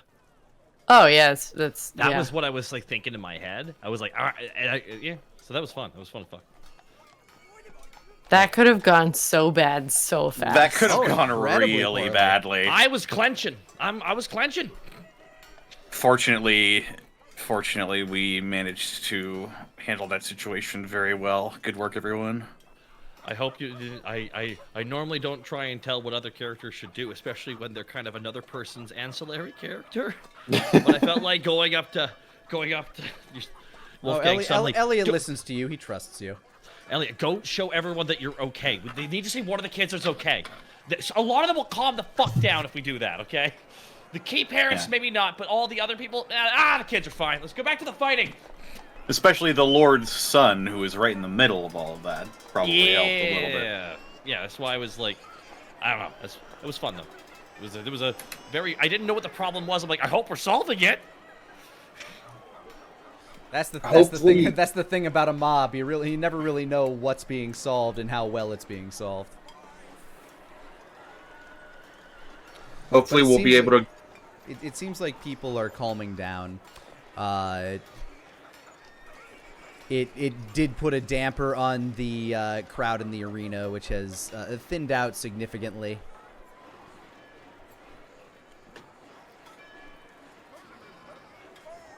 You notice that if you turn back to look at the box in the arena, Bahum, Harash, and all of the sorceress dignitaries have gone their separate ways, except for Tim, who is still sitting there eating the rest of his snacks.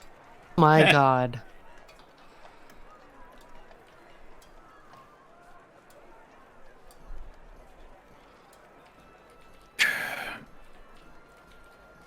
Wolfgang will just rub his temple with his fingers and look down at Leif. He looks up at you. You have... You remind me of my master in some ways. Really? You were able to calm their souls simply with the power of your words. Well, some of them. Enough of them. I'm not a talker. My dad's just more being of- modest. My dad's just being modest. Hey. He'll sort of like playfully nudge Elliot. You are. People look up to you, Dad. I look up to you. A lot of people look up to you.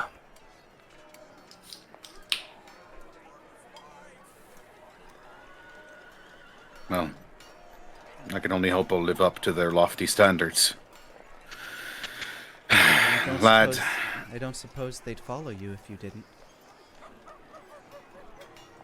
Suppose not.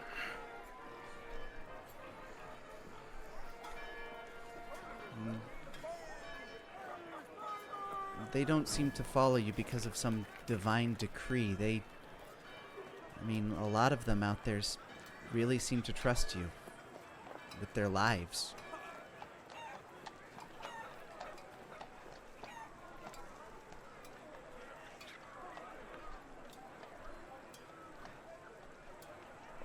Yeah.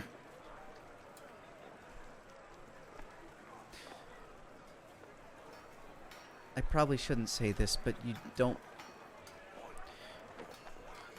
probably don't want to have the meeting here. He says, and then he looks down.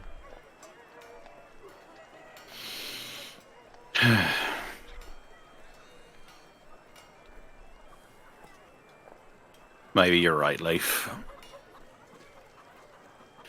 Still, I was given the decision to choose the location.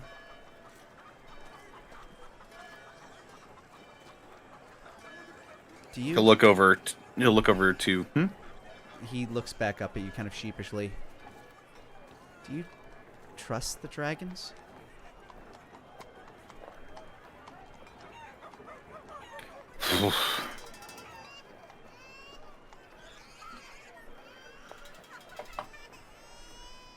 I think their goals are the same as mine.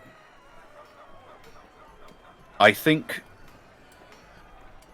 they want to protect people, and they have way more experience at it than I do, leading a bunch of people.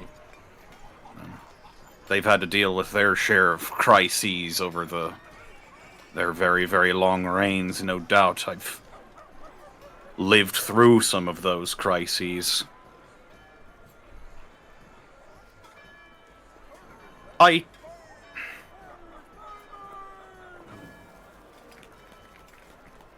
do trust them, I think. The big one. Hrash?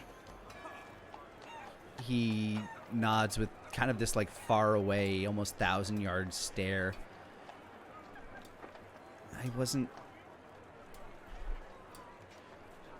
I saw a lot of fire and death in him.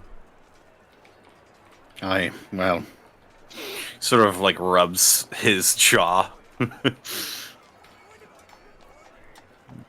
saw some of that fire myself once.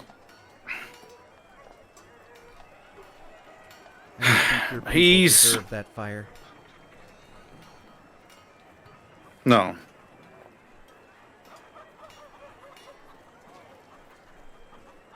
I don't think there are very few people who deserve that fire. He looks at you curiously. Make me a wisdom save with advantage. Urk.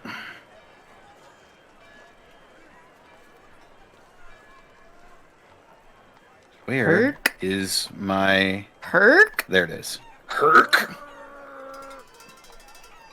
That's a 26.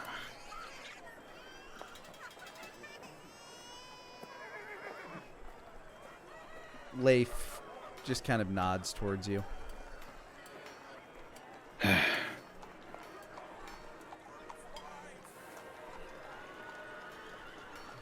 lot of this is real complicated, lad. I'm still getting used to it myself. I like it when things are nice and straightforward, and well, lately things haven't been. But all I can do is my best for my people. I'm sure you and yours feel the same way.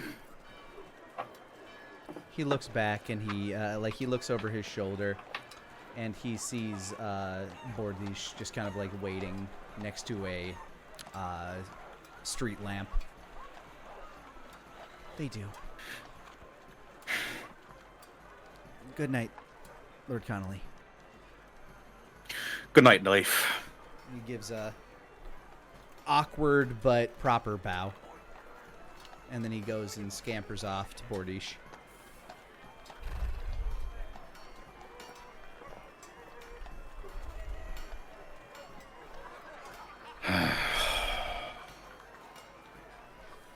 Looks up at Denier.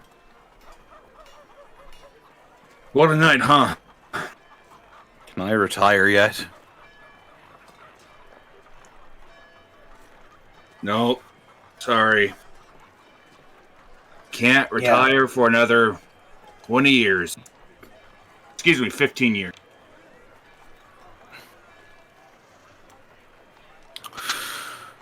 Well,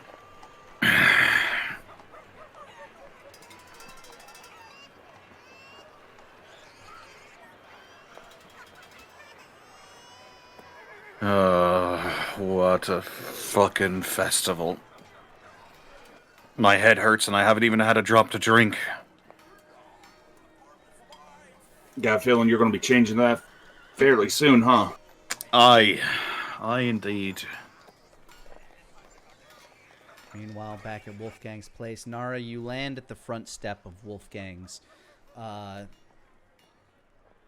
house, domicile. Knocks on the door. It's quiet and dark inside. Oh, shit.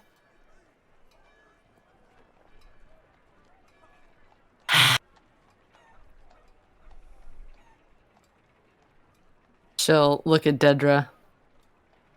She just kind of like glances around and then looks back up you with those doll eyes. She sets her to standing on the ground and kind of looks at her shadow.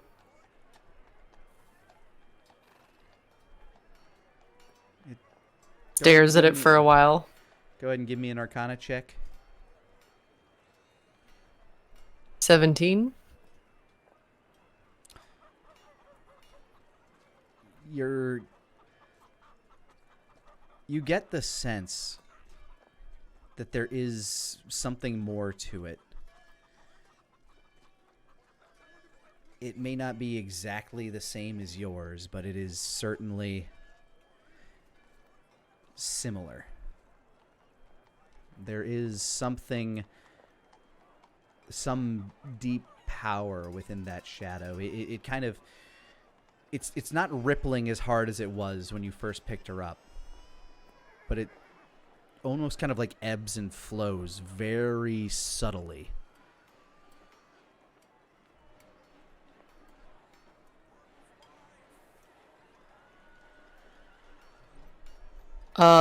Pulls out Tango Muerte, puts it near the ground, and sees if it pulls towards it or anything.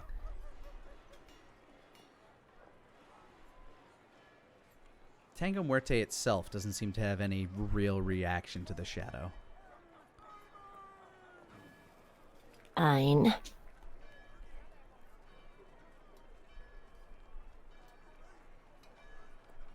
Deidre, She locks eyes with you. did your mom do magic? She shakes her head.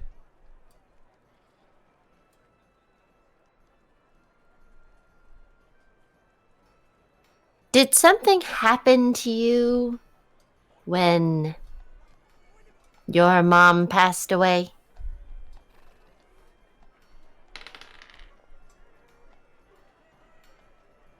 Her eyes begin to tear up.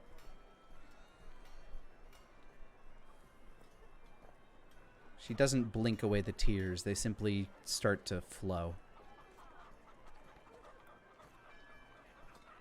As if the cry isn't necessarily something that's new to her. It's simply something that happens. There are no sobs, only tears. She takes part of her sash and just mops it, but doesn't really have any emotional reaction either.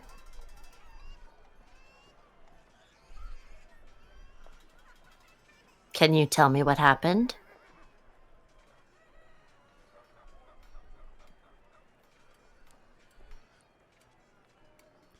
She opens her mouth as if she's trying to say something, but the words won't come. It's as if she can't find them, or perhaps they don't exist.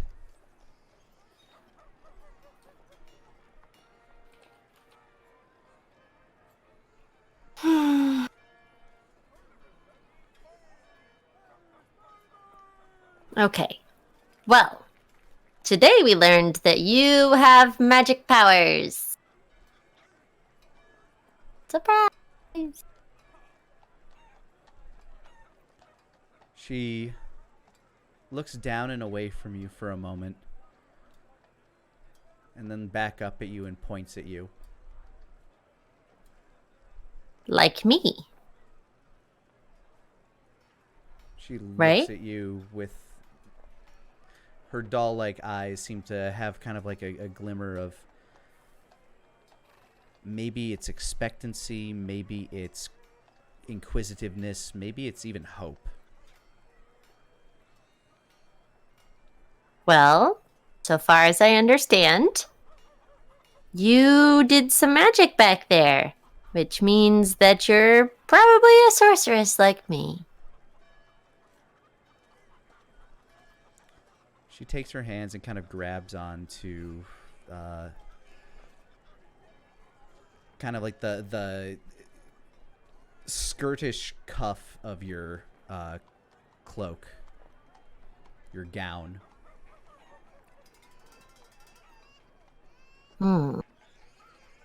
Just kind of like grabs it and holds on to it and rubs her fingers as if it were like a worry stone.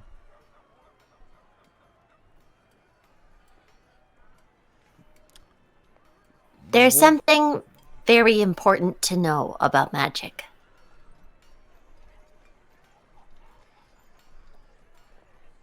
She has Your this soft looking at you. your emotions play a big part in that.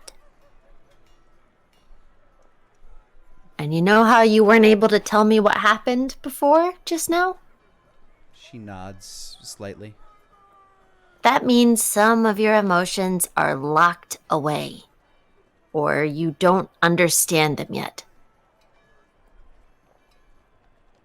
It's okay You don't have to understand it right now. But we have to make sure that something like that doesn't happen again. Okay?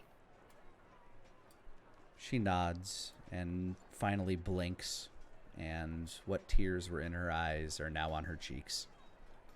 Wipes them away again. Wolfgang and Denier, would you have been heading towards where Nara flew off to? Yeah, definitely. More than likely, yeah. You'd see her at this point, kind of just at the foot of the stoop of your house. You see Nara dabbing, like, not blank-faced, but just like, she's not being doting. She's just like dabbing the tears off of her face and is eye level with her, having a conversation with her very slowly and particularly. Like, oops, you got something there again. Basically. You see Wolfgang and Denier approaching. She picks her up. Would I have Elliot with me as well? Yeah. He'd probably be walking alongside you at this point rather than riding your shoulder. Yeah. He sort of like rubs his shoulder a little bit, a little sore after all that. Elliot would actually kind of like break away and start moving into a jog to get to you a little bit quicker, Nedra. Is Deidre okay? We're just having a talk about using magic. I got some in me too. He looks up at her. I still don't know how mine works either.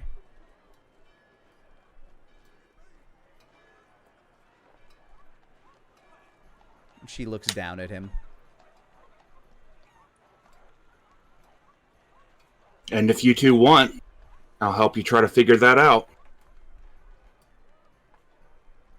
He gives a little smile. It would be nice to be able to control it.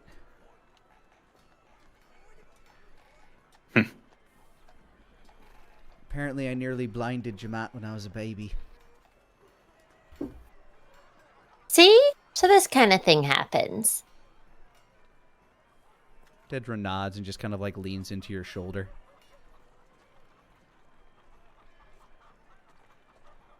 Her eyes begin to droop. So, do you want to learn how to control your magic like me? She gives the shallowest nod as her eyes continue to droop. You can tell that the excitement and the energy she expelled clearly has left her wiped, not to mention whatever emotions or shadows of emotions she was just feeling. And she kind of drifts off, leaning on your chest. Nara's face is like, damn it, now I have to hold her the whole time. She seems to like you, Auntie Nara.